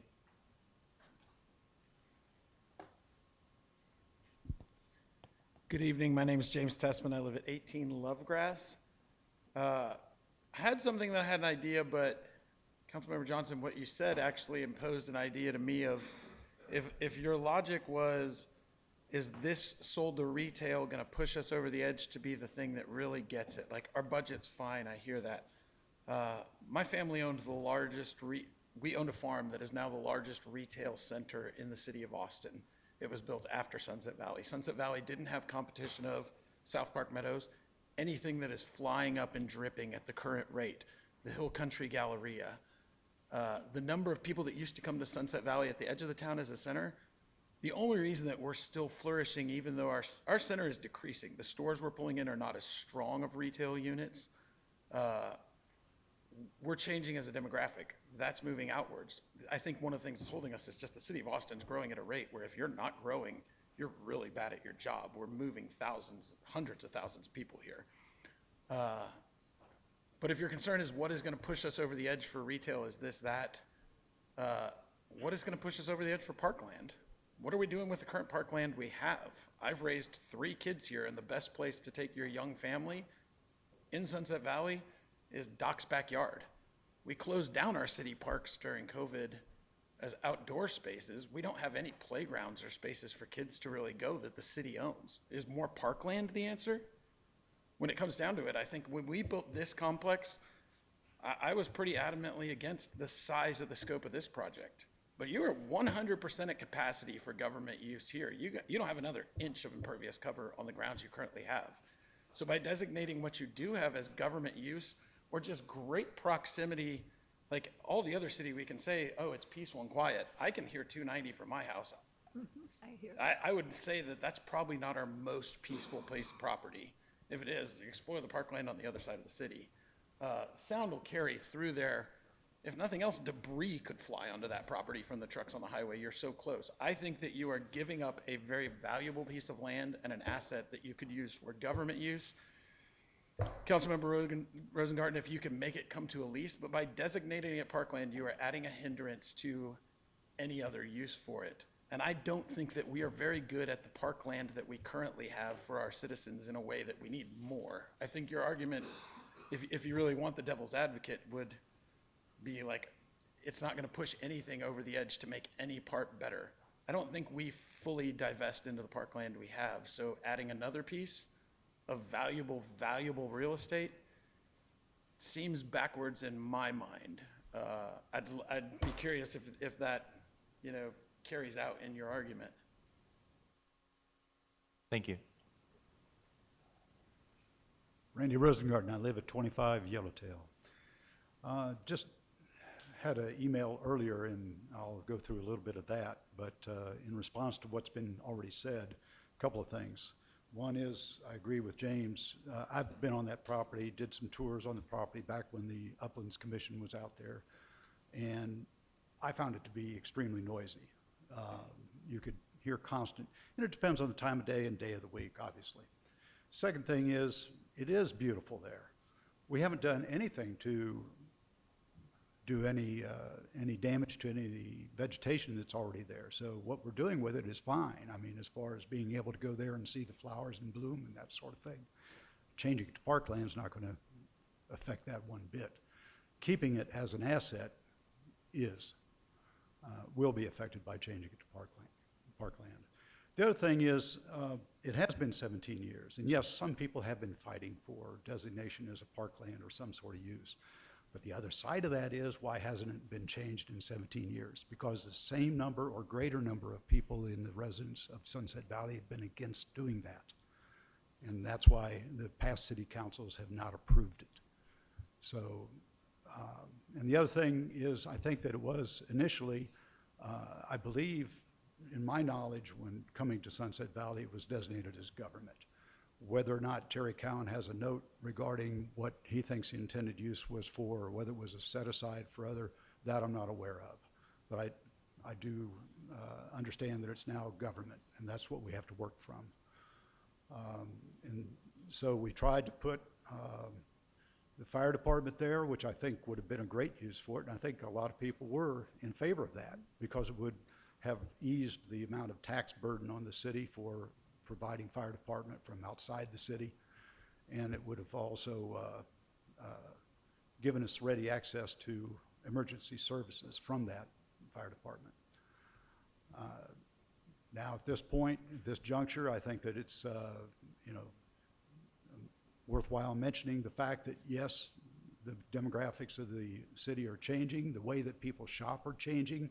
It's not just whether or not the retail can't do their job, it's whether or not the internet's going to force them into some sort of rethinking of how they do business. I know I went into Walmart, couldn't find what I wanted. Walmart had it online, what I wanted, but not in the store. So anyways, thank you. Thank you.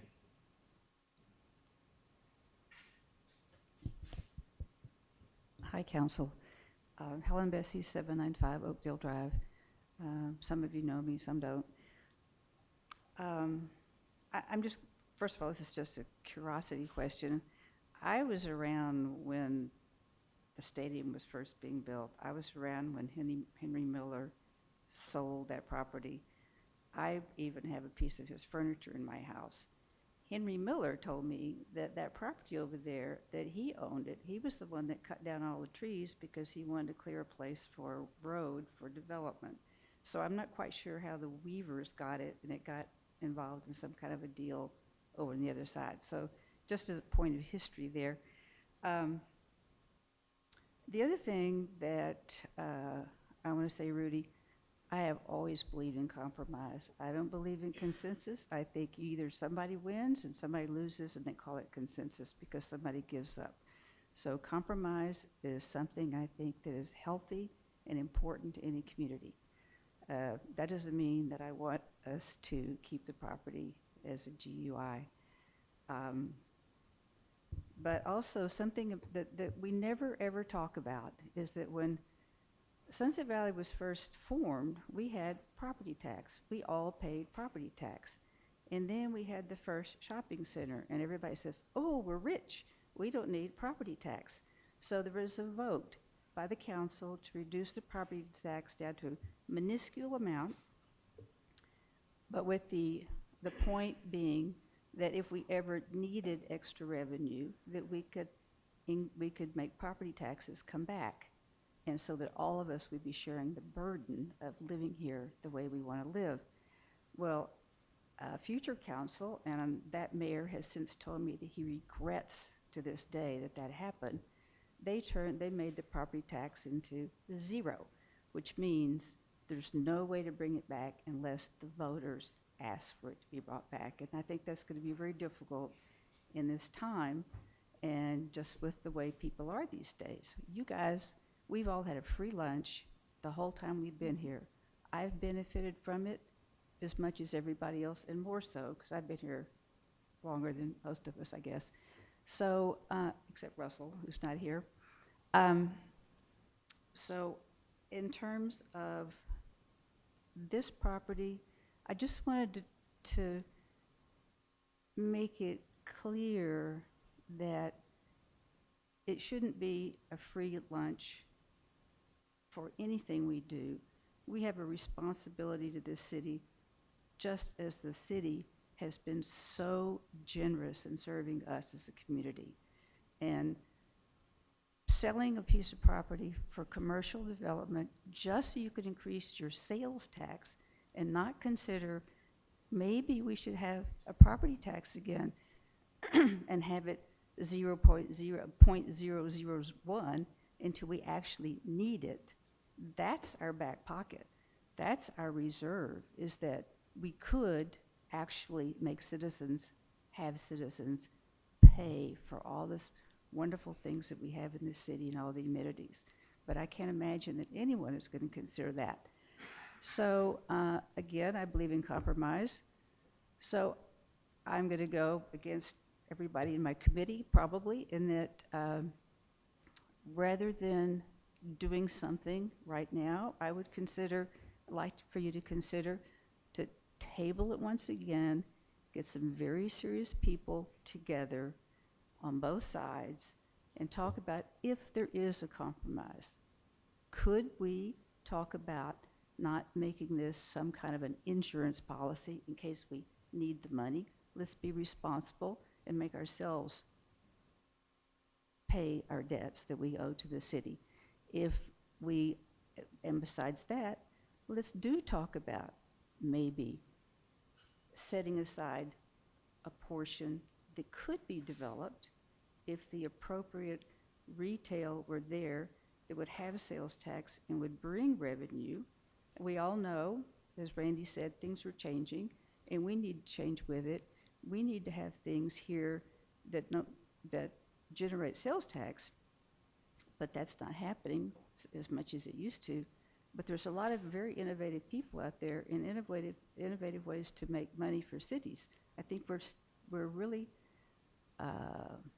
doing ourselves a disservice by thinking that the sales tax revenue that the city of Austin is supporting us so that we could have all the things we have and we don't have to do anything. And I've gone way over my time. Thank you very much. Thank you.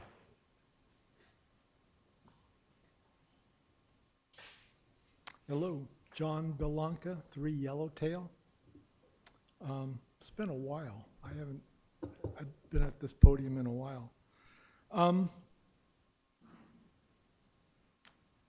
Unfortunately, I came in late, so I didn't hear all the comments. I hope everybody up here has commented. I heard about 2 or 3 of you.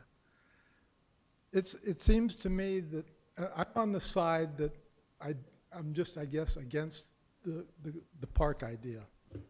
If you're going to do a park, you want a park that is manicured and it's got swings and all that kind of stuff.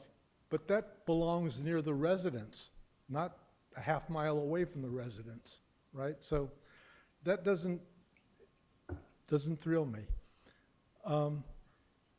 I do like the idea of keeping it in the bank, right? We have something for the future if we ever need it. Do I want to ever go to a property tax? Not on your life. I'm sorry. No, we don't want to do that. I think everybody in the city doesn't want that, even at 0.01%. I haven't heard, maybe somebody did comment on this. I know that if you just kind of leave it as a park or a conservation area, whatever term you use, it's going to turn into a homeless camp, right? You're right on 290.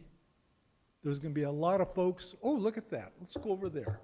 And I think that's going to be a big problem. I can't think, you know, I can't respond. I can't make a list of things that I want to talk about, but those are the kind of the 3 that I just want to address. And I'm all in favor of tabling the motion. And this is the first time I heard this thing come up again, right? We had a meeting, I don't know, some number of years ago, and we all got together, not all, you know, about 20 of us, and came up with ideas, and that just kind of dwindled to nothing, right? Couldn't get a consensus. But if you want to do that again, I'd be more than happy to participate in that. And I think a whole bunch of people would. Anyhow, that's my input. Thank you. Thank you, and good to see you again, John.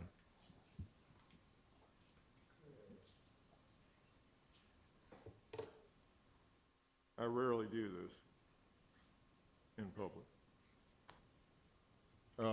My name is Burton Pearson, Dr. Burton Pearson, by the way, from 39 Pillow Road.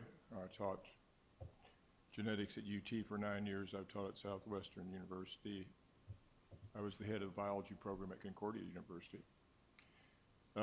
If we listen now outside, we won't hear nature, which is our life support system, speaking to us.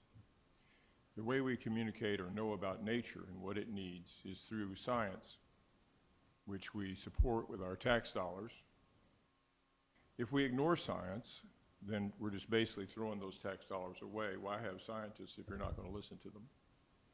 Sunset Valley right now is not in a commercial or a financial crisis, but we are in an absolutely species-threatening, and I mean our species, biodiversity crisis. We're losing insects all over the planet. We're losing birds. Nature can't be pushed off to the state parks and the national parks, because even now in Yellowstone, there's not enough space to support the genetic diversity that we need to maintain the grizzly bears. So you absolutely have to learn, ladies and gentlemen, to live with nature. The purpose of this uplands, in my vision, is not to set up a swing set. It's to actually preserve that land as a biodiversity resource for us, both for the beauty and the services that biodiversity provides for us. The Biodiversity 2 project, you can wiki this, done I think in Arizona, where they tried to put up a big plastic area and create an ecosystem in there that would sustain human beings, and find out how much that would cost.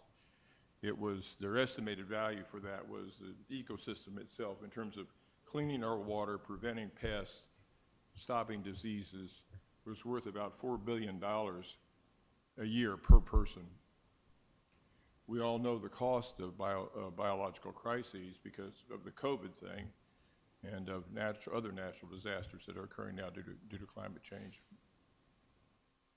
So what I want to say is this: cities that can make financial use of their natural areas, that's the future of economics. Ecotourism, things like birding, for example, birders spend more than any other tourist group in a community. And since prairie is the fastest degrading, least amount of nature we have left, birders that want to see prairie birds have to go where prairie is. We have prairie here and can develop that prairie to where we will have and be a natural attraction for these birders. And that, then, you see, is a green economy. It's one that's sustainable and that we can keep. If you talk to scientists, we literally cannot destroy any more habitat, period, just because of its support and care for us. Nature's the manna from heaven, and I think we have some sacred responsibility to take care of that great gift. And also, I will say this, and I really want to remind council of this: your job is to actually do what the people request. You're their representatives here to make decisions based on their will. And their will is clear. When we have any questions about open spaces, rewilding, keeping it natural, is the #1 suggestion. So let's not table this. Let's just get the job done now. We've heard from the people. We've heard from the Planning and Environmental Committee, whose job it is to advise council, saying that this is a good idea and we should go ahead and do this. Thank you. Thank you. Hello, I'm Teal Tessman from 18 Lovegrass Lane. I'm not necessarily going to say whether we should or shouldn't have which or what, but I am going to beg the question: if you're putting a park on the side of a highway, what about little kids? Parks are meant for traditionally little kids, all sorts of animals. It's an open wildlife space. You're putting that on the side of a highway, and I'm going to assume it's not fenced in, as fencing in a park feels like making an outdoor prison. What would be the point of that? what's to say to stop a little kid from running into the street? I don't know what the rate is for a little kid running into the street over there, but I'm going to assume it's going to be much worse to put a park on the side of a highway than in the middle of a neighborhood where there is a set speed limit and people are watching for little kids running in the street. Thank you. Thank you. Any other members of the public that wish to speak to this item? Council, I'd like to continue our discussion with questions or comments. Councilmember Johnson? So we have the time. We can still be here for another 2 hours. So I'm going to ask a very rudimentary question here. Why do we collect sales tax? Why are we allowed to collect sales tax? Who can answer? Where'd Kyle go? Well, I'll take it. A large percentage of it actually goes to the state. Well, I know because 6% or Texas 6.25%. doesn't have an income tax, Right. so it has to make money somehow. So it collects So we're taxes and fees in other ways. And so cities are allowed to also retain a portion of that, but the bulk of it actually goes to the state of Texas. Well, okay, so I know that the maximum is like 8.625%. I always forget exactly what the state takes 6 to 6.25. We're allowed that 2%. And again, if you're ever wondering why we don't have Cap Metro, they want 1%. They want half of what? So that's why we don't have Cap Metro. Don't ask about Cap Metro anymore. But so we could take 2%. Why do we collect that? Why are we allowed to take that 2%? It's not a trick question. Like, what is it about collecting sales tax? I believe it's property tax relief. Property tax relief? Yeah, well, for Sunset Valley, it's definitely property tax relief. No, I mean, like, the state says you can take a portion of every sale, go for it, real estate developer. It's to run the city. Every city has roads, every city has some parks, every city has staff, and you get sales tax revenue to run the city, and the state takes their portion to run the state. Now, I like that answer. What are some things that are not taxable? We are not going to change the tax law here, but what are some things that aren't taxable? They're food items. Some food items, some services, right? Services, yes, are non-taxable. Yeah. So like if you go to the doctor over here, is that so? If the doctor sells you crutches, he could charge tax on that, and that could be revenue from the WellMed. But if they sell any product at WellMed, that's sales tax revenue. If you see the doctor, there's no sales tax. Yeah, which is always confusing to me, because especially with like doctors, I mean, you might go to Home Depot, if you're me, you go to Home Depot like 5 times on the weekend because you can't make a list. But like, if you go to Home Depot like a normal person, you'll go once every 3 weeks or whatever when you're working on a project. But if you have a doctor's appointment, you're going there, sometimes, or if, let's say it was physical therapy, you're gonna go once a week. So you're actually using the city services a little bit more. I still don't understand why we're not allowed to collect sales tax from those situations, because they use the city more often than most retail. Jerry wants to say something. I'll try. So the state authorizes what cities are allowed to do. Yeah. And so, one of the things is collect a sales tax. We don't have to. We can. We do. And the state also decides what you can collect a sales tax on. And one important thing about cities that I've learned in my long career is that, cities and, some state politicians will remind you of this. Cities exist because of the will of the state. And so the state decides what you can and cannot do, and sales tax is one example of that. Okay, yeah, so that aside, and that's why every once in a while when someone moves in that's like doesn't generate sales tax, I guess it's good to have a good mix, but it's like, here's people using all of city services and not kind of contributing to anything. Kind of drives me nuts.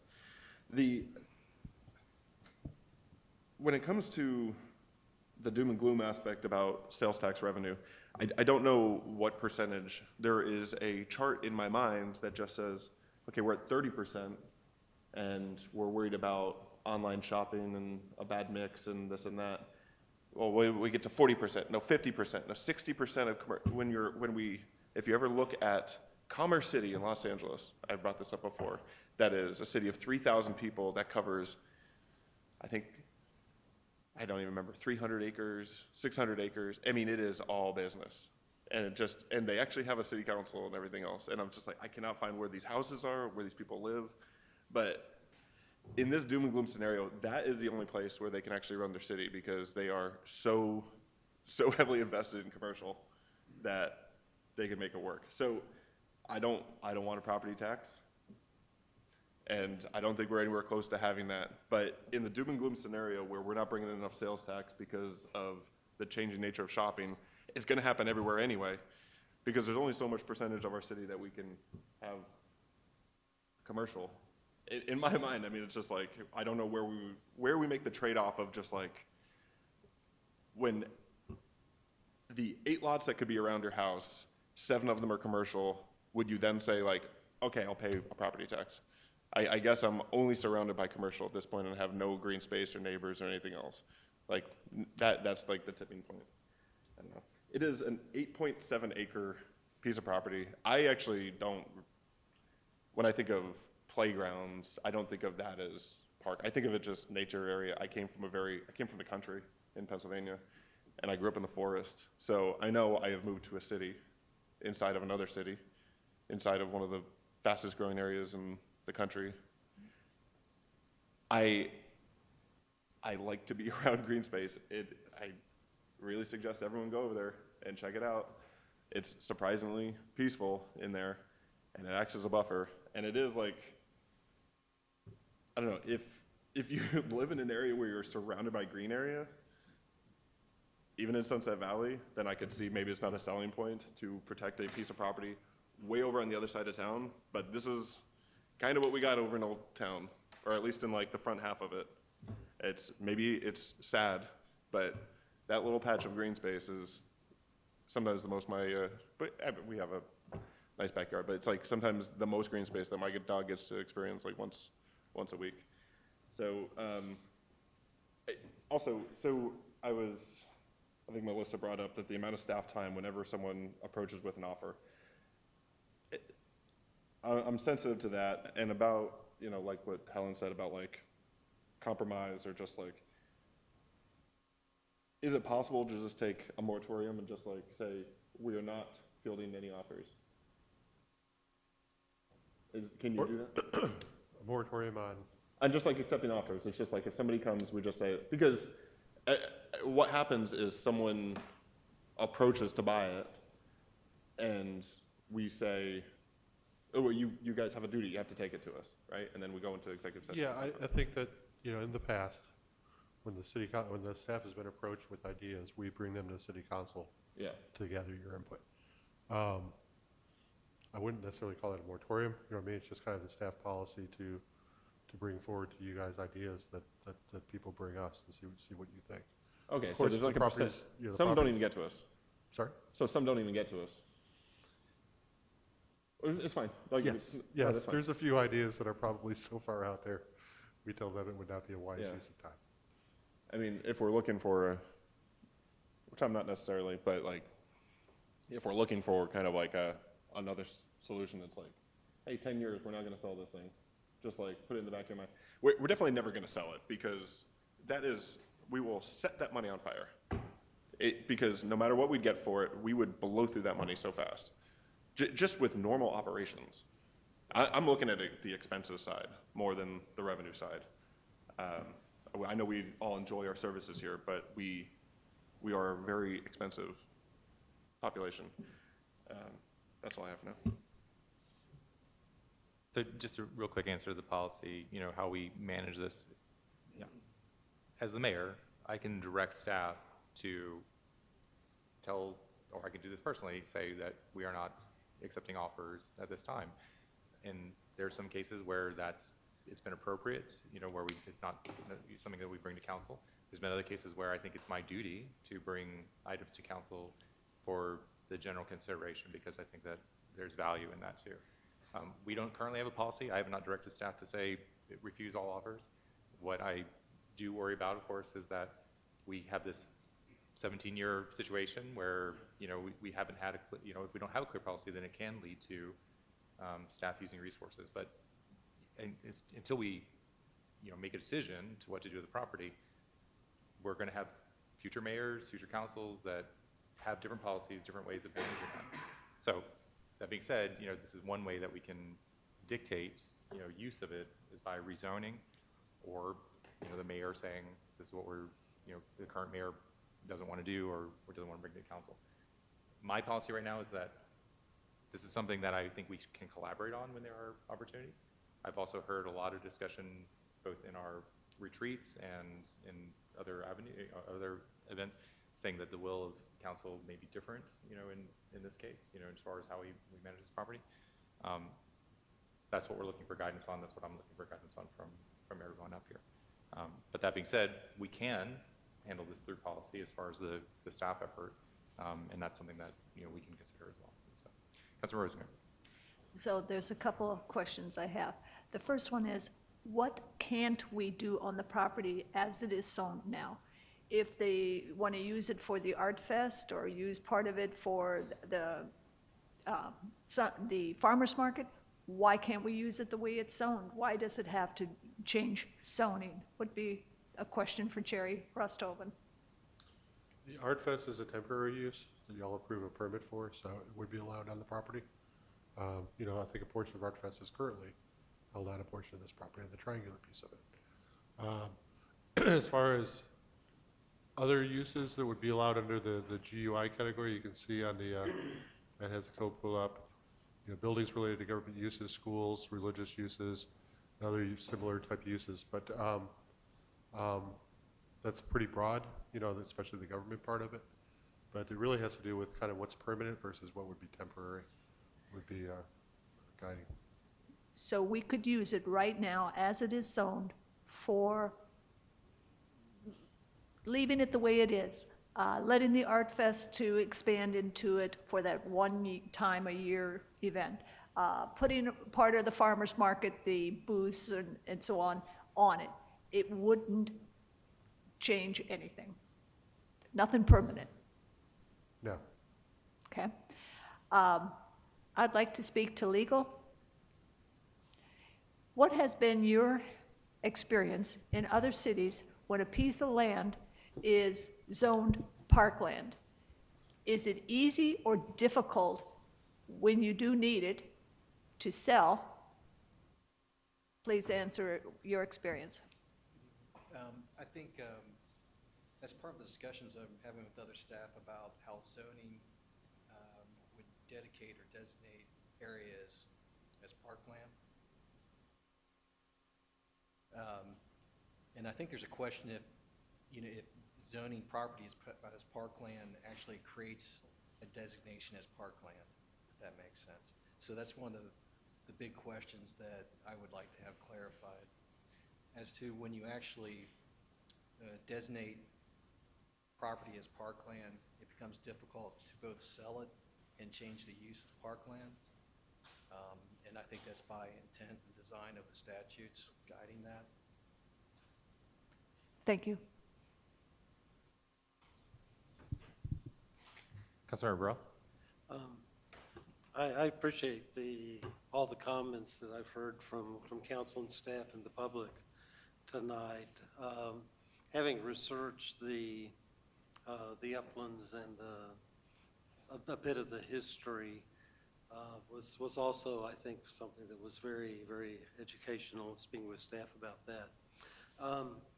I've like everyone else here, I've walked the uplands, and frankly, what I'll call the north end, the highway end of the uplands, which I guess would be north, sort of if north is up on the map.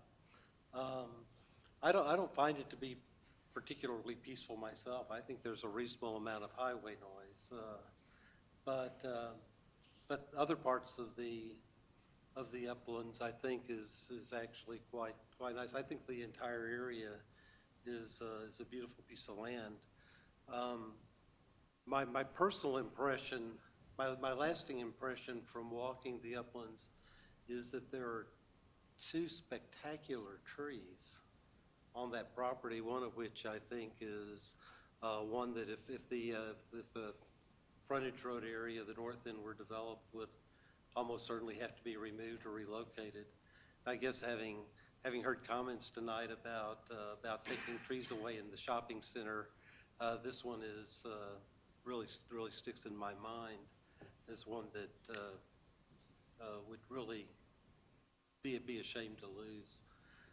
I think personally, I guess, having heard everything, I think there are valid points on both sides of this argument. My own personal feeling is that there are potentially city uses for this property, and again, you know, that's all been articulated in documents already. I think there would be a best use. I think the using, obviously there's the location of the north end, particularly for commercial, is you know, the point's been well made that it's an area that, you know, that is somewhat unique in terms of potential development. But I, for one, I guess have trying to assimilate all of the various perspectives. I think, from my own perspective, that the best use is going to be to use it for city use, as articulated in some of the park and open space documents, and to hold the north end as buffer at the very least, to enhance the quality of that experience for the residents. I don't think it necessarily. I think it should be. I think it should be developed for city use, and that at least at this point, that I guess I'm personally not compelled by the necessity to keep it as a compromised joint use facility or property. Thank you. Two outstanding things that I would like to have staff look at or bring back responses to, just as a reminder for council and the members of the public. So any action that we're taking tonight is to approve a resolution to recommend, or to essentially recommend to zoning to rezone this. So the next step in this process would be for the zoning commission to have a public hearing, and that would only be scheduled once these questions that I have, I hopefully have a clear answer. One is, we've already stated, is what is the designation threshold or criteria for parkland that meets the state statute conditions, right? So that we have a clear understanding if we are exceeding that threshold with a zoning change, or if it's a further action that would restrict us from you know, possible future uses or rezoning. The other question, oh, go ahead, Councilor. Also, is that specific to like what would trigger a vote, or just? I think it would be the general principle of, yeah, right. Does the zoning make it dedicated parkland or not? Correct. And what does dedicated parkland mean? Correct. So that everybody can be informed on council and in the zoning commission. And then also, then what is the threshold? Just because correct. We've had comments in public hearings before. What's the threshold that then trigger where it goes to the vote? Or in other words, what does it mean to be dedicated? Dedicated parkland. Correct. So that's one. The other one, it's always, you know, just been a kind of a thorn in my side, is that I forever have a wish that we could connect, Sergeant Master of Oregon Trail directly to 290, alleviate traffic, with a compromise with the ASD.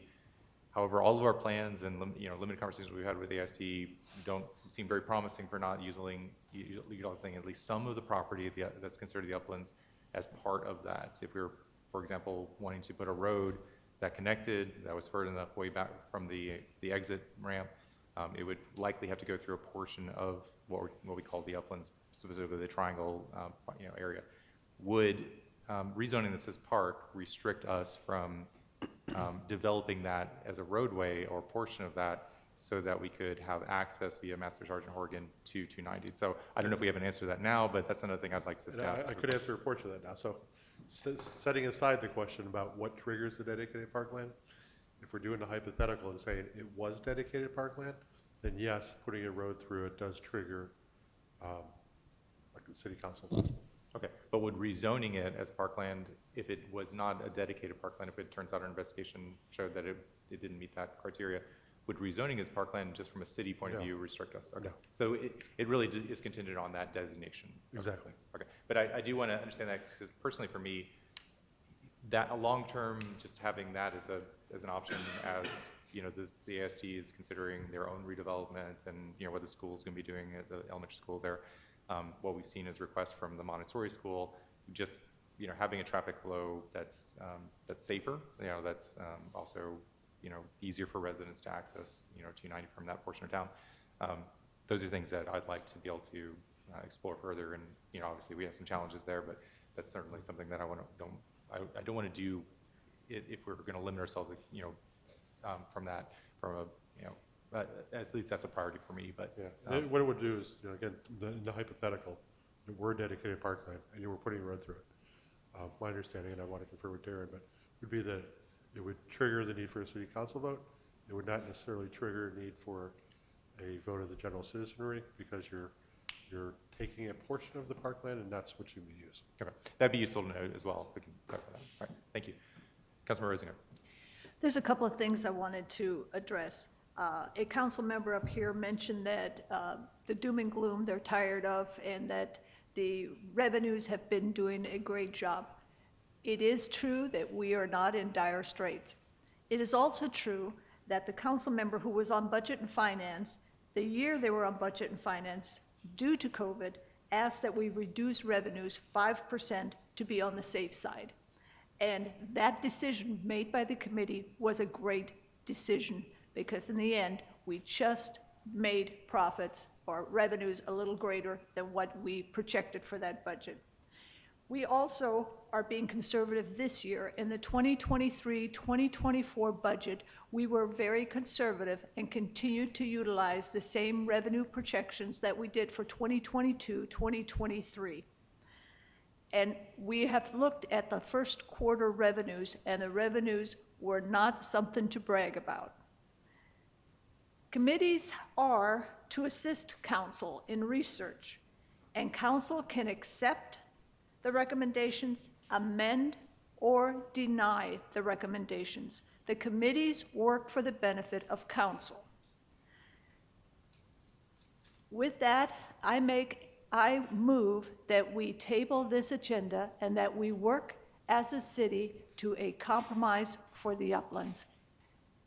Whether that is town hall meetings where everybody gets to weigh in and discuss what they would like, whether we talk about the Uplands being rezoned to 2 parcels of land, or whether we discuss leaving the property zoned as it is and utilizing it as Art Fest event area or farmers market area for the tents or whatever to be set up. I truly do not understand why this has to be changed on zoning. Thank you. And just to clarify the motion, I believe when we table a motion, we have to indicate a time certain point to bring it back. You could say either indefinitely, or you can say to the next council meeting, knowing that we have to have the city revisit this and have people weigh in on it. It would take some time. So I would say 6 months. And then we also have to look at staff time. Staff is working on Reimagine Brody, and now we've got the Uplands.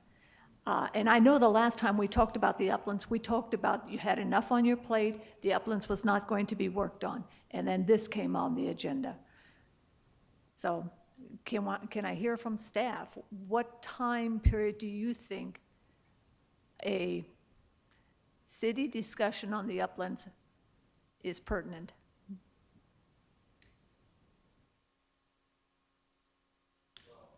Council members, so staff works on priority projects that are set by council. So if, you know, the Uplands planning was not included in this current fiscal year, this is an agenda item, right, to initiate a zoning change.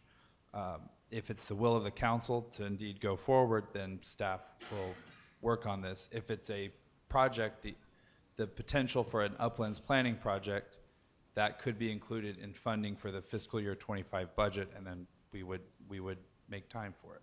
Okay, let's do that. Let's state for the 25 budget time period. All right, so there's a motion to table this item and bring it back as consideration as part of the 2025, fiscal year 25 budget. for planning purposes.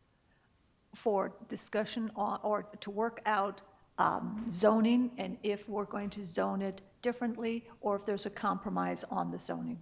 Okay. So we have a motion by Councilmember Rosengarten. Is there a second to move it forward for discussion?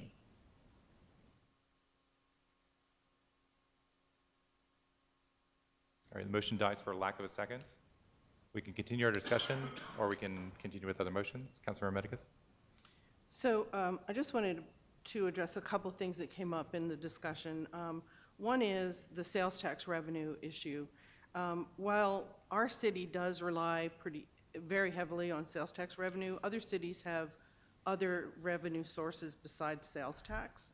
So they have enterprise funds and other sources of streams of revenue that come into the city. So we're kind of unique in that way, that we are dependent on that. But I wonder what could go on that property that would generate the kind of sales tax that would make people happy. Home Depot is, I think, our biggest sales tax generator. You put something like that on the uplands, and you have nothing but a parking lot and a big box store. So I'm not sure, and I'm not opposed to compromise. We've looked at other options for this. Nothing has come forward. We've talked to people about the people that had the WellMed property, about possibly doing a garden restaurant there or something like that. There hasn't been interest in that. And I wonder, how many times do we have to kick this down the road and have spend money on community engagement when for 17 years we have done this time and time again with a comprehensive community engagement and maps and you know, QR codes to go on and for people, even people that use our services in the city who aren't residents, to have input.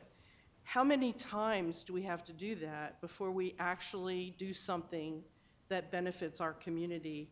That is what the residents have indicated that they want in the majority. So time and time again, from the very first Uplands Committee with 30 people on it and their recommendations, and the last recommendation they made was to do nothing, and that's what we've done. And that was that was in 2008, their recommendation. So at some point, we need to say, this is valuable. If we look around us at the city of Austin and what they just did as far as zoning and single-family housing, where all you have to do is drive to some of the communities around us here, even from here to the hospital. I've been driving that route a lot lately. And there's three residences on one single-family property. There is not a blade of grass on that property. What we have here is valuable. It's unique. And we need to preserve that because everything around us is developing. And we'll benefit from that because people will want to come here because they can have green space. And the whole thing about 290 and it's not peaceful, quiet, well, I can hear 290 from my house, and I'm at the dead end of Pillow Road. Does that mean, you know, what does that mean, right? Zilker Park has a ton of activity. It has a playground for kids. It has concerts. It has picnic areas, and MOPAC runs right over it, right over the top of it. So the sound study that was done in 2017 shows how it decreases as you go back. There's ways to mitigate that sound closer to 290. That was done in a plan even before the whole, very early on when we had Mayor Quintanilla. The University of Texas team came and did a whole concept on how we could mitigate the sound from 290 at that 290 road frontage. So it just boggles my mind that we just want to say we're going to have more conversations, we're going to more community engagement. We've already spent, you know, I don't know, between the Uplands and the Open Parks plan, hundreds, you know, 6 figures on this process over a 17-year period. And before I die, I'd like to see us preserve this space because it's valuable. Green space, if we sell it, if we build a commercial property on there, we'll never get it back. This is valuable, and it's valuable for our residents. And it will make us a destination when concrete is surrounding us.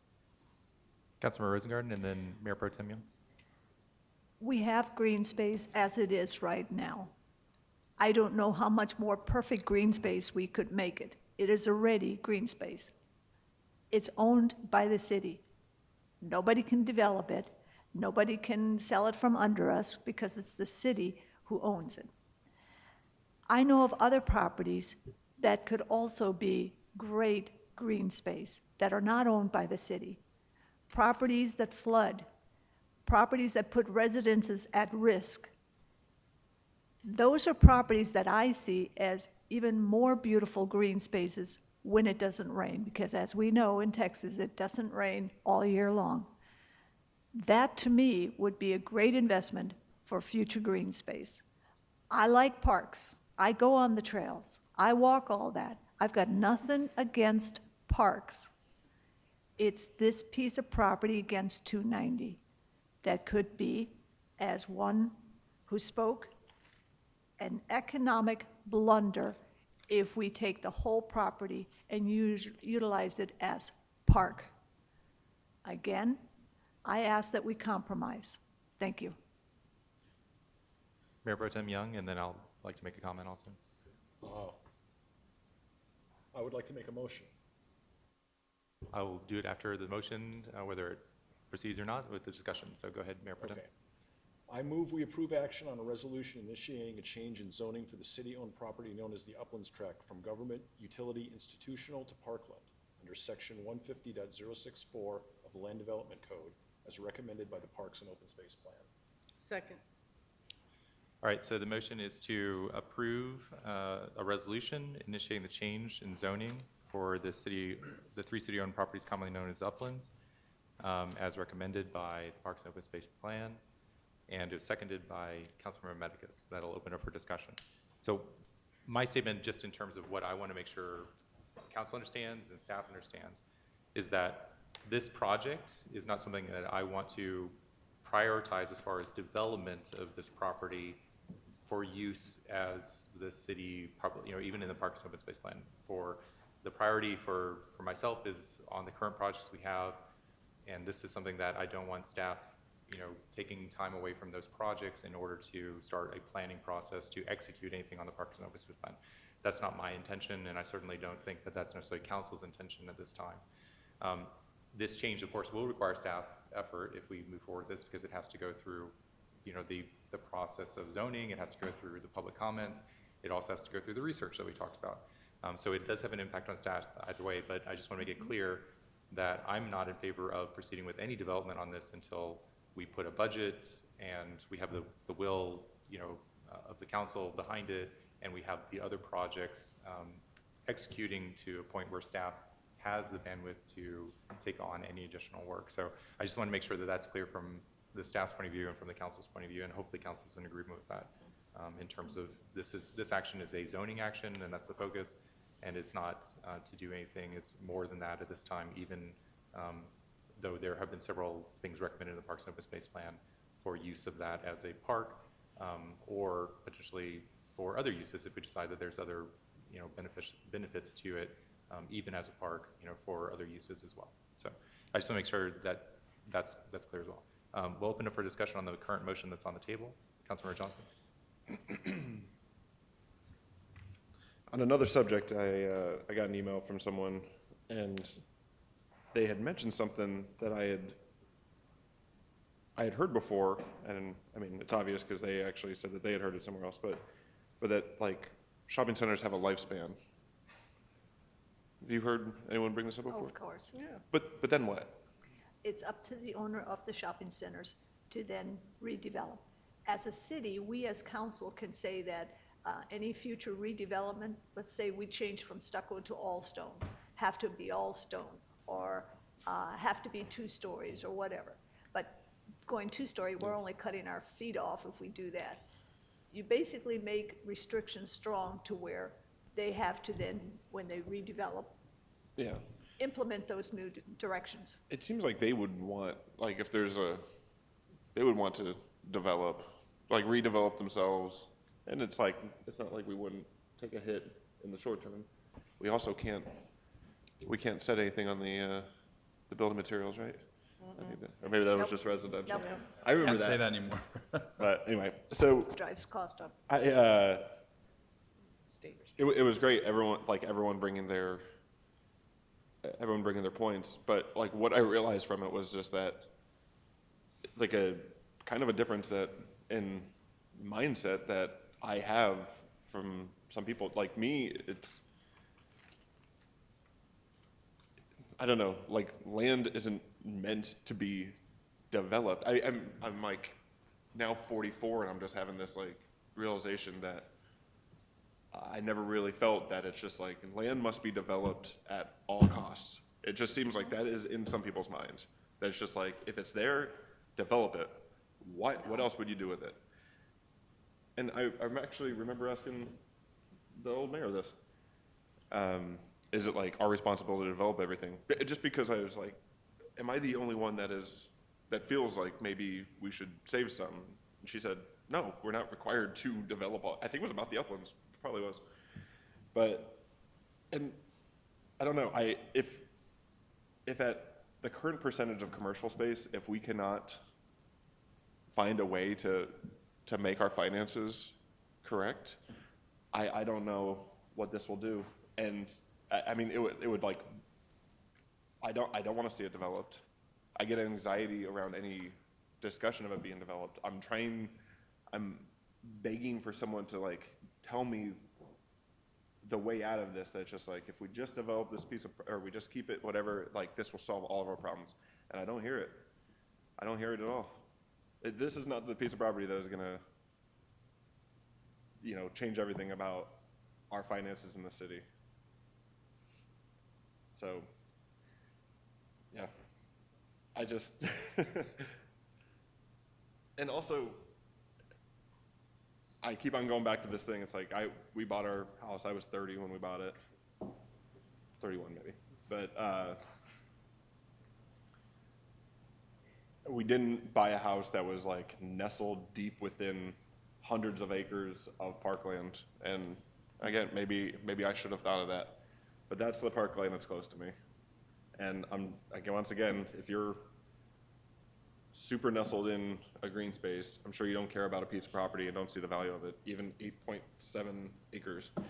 But I do see value in it as park. I don't even call it park, it's just wild land. And I'm fine if it stays like that forever. Just a real point before I recognize Councilmember Rosengarten. I'd appreciate it if you could refer to past mayors as former mayors, because when you say old mayor, I had a moment of confusion because I feel like I'm an old mayor. I'm getting up there in age. I'm turning 50 this year, so that's a milestone that I just wanted to make sure. Councilmember Rosengarten. Councilmember Johnson, again, I like parks also. And there is land in this city that is nestled amongst residential area that I would think would be more soothing, and that would be great for the grasses and the wildflowers and all that.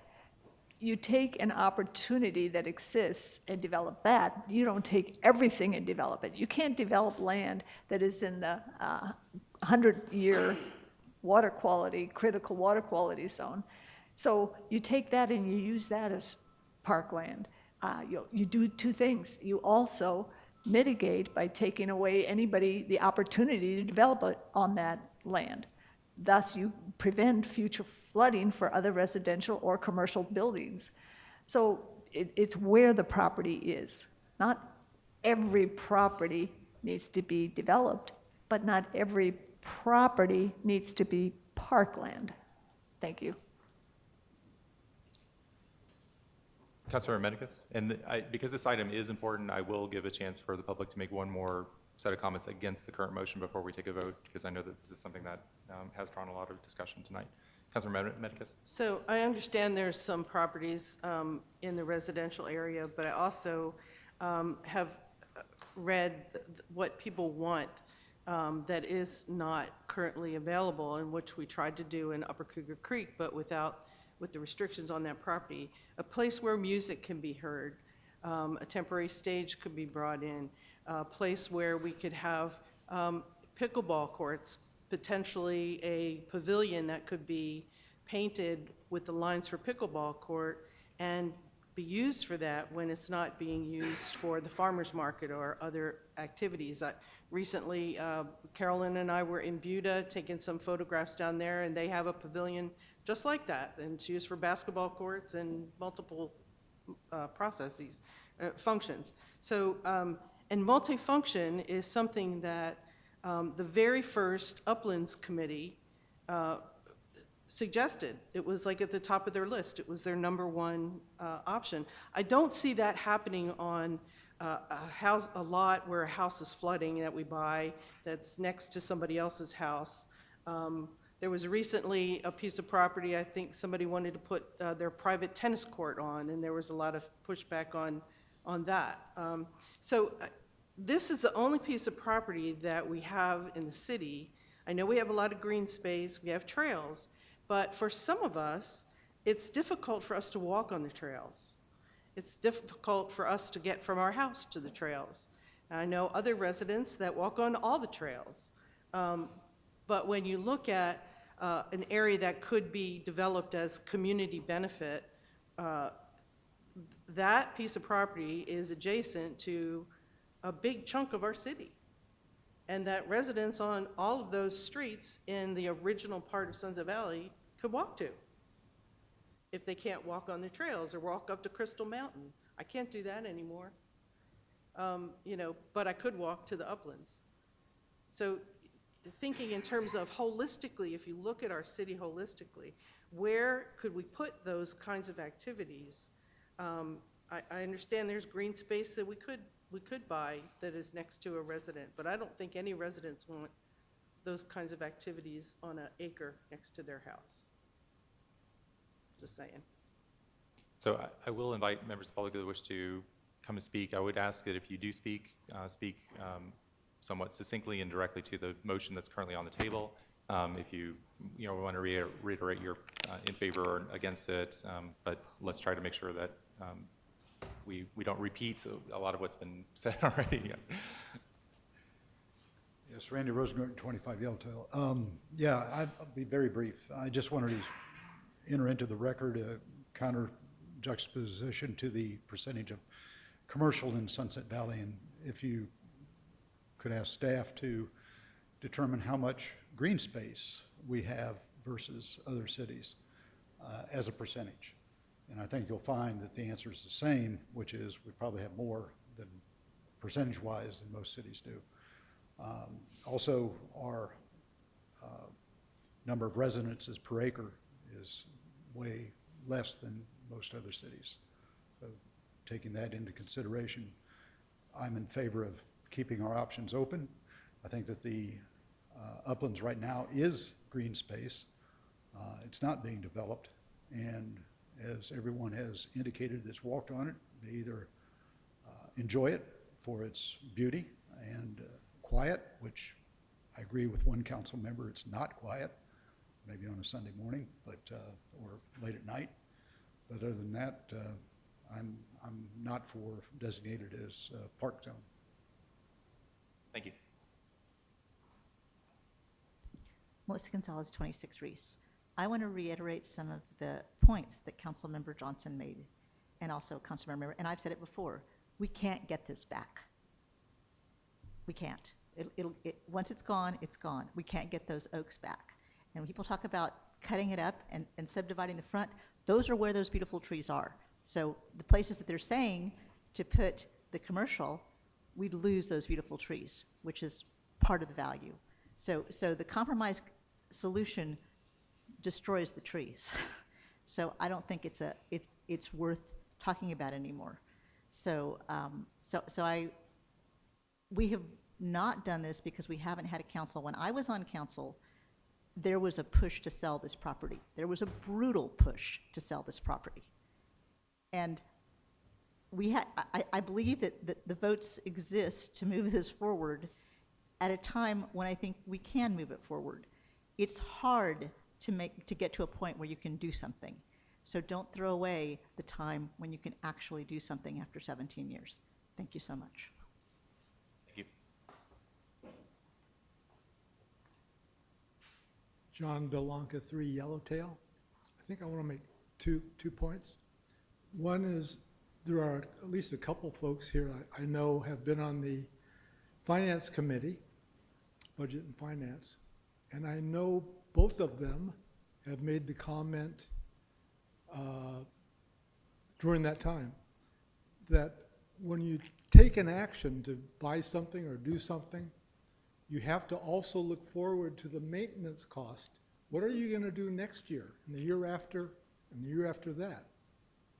It's not just the idea that you're going to create a park or whatever. It's, and then what? How much more is it going to cost you the following year, the year after, for the lifetime of the project? You have committed this city to spending a lot of money.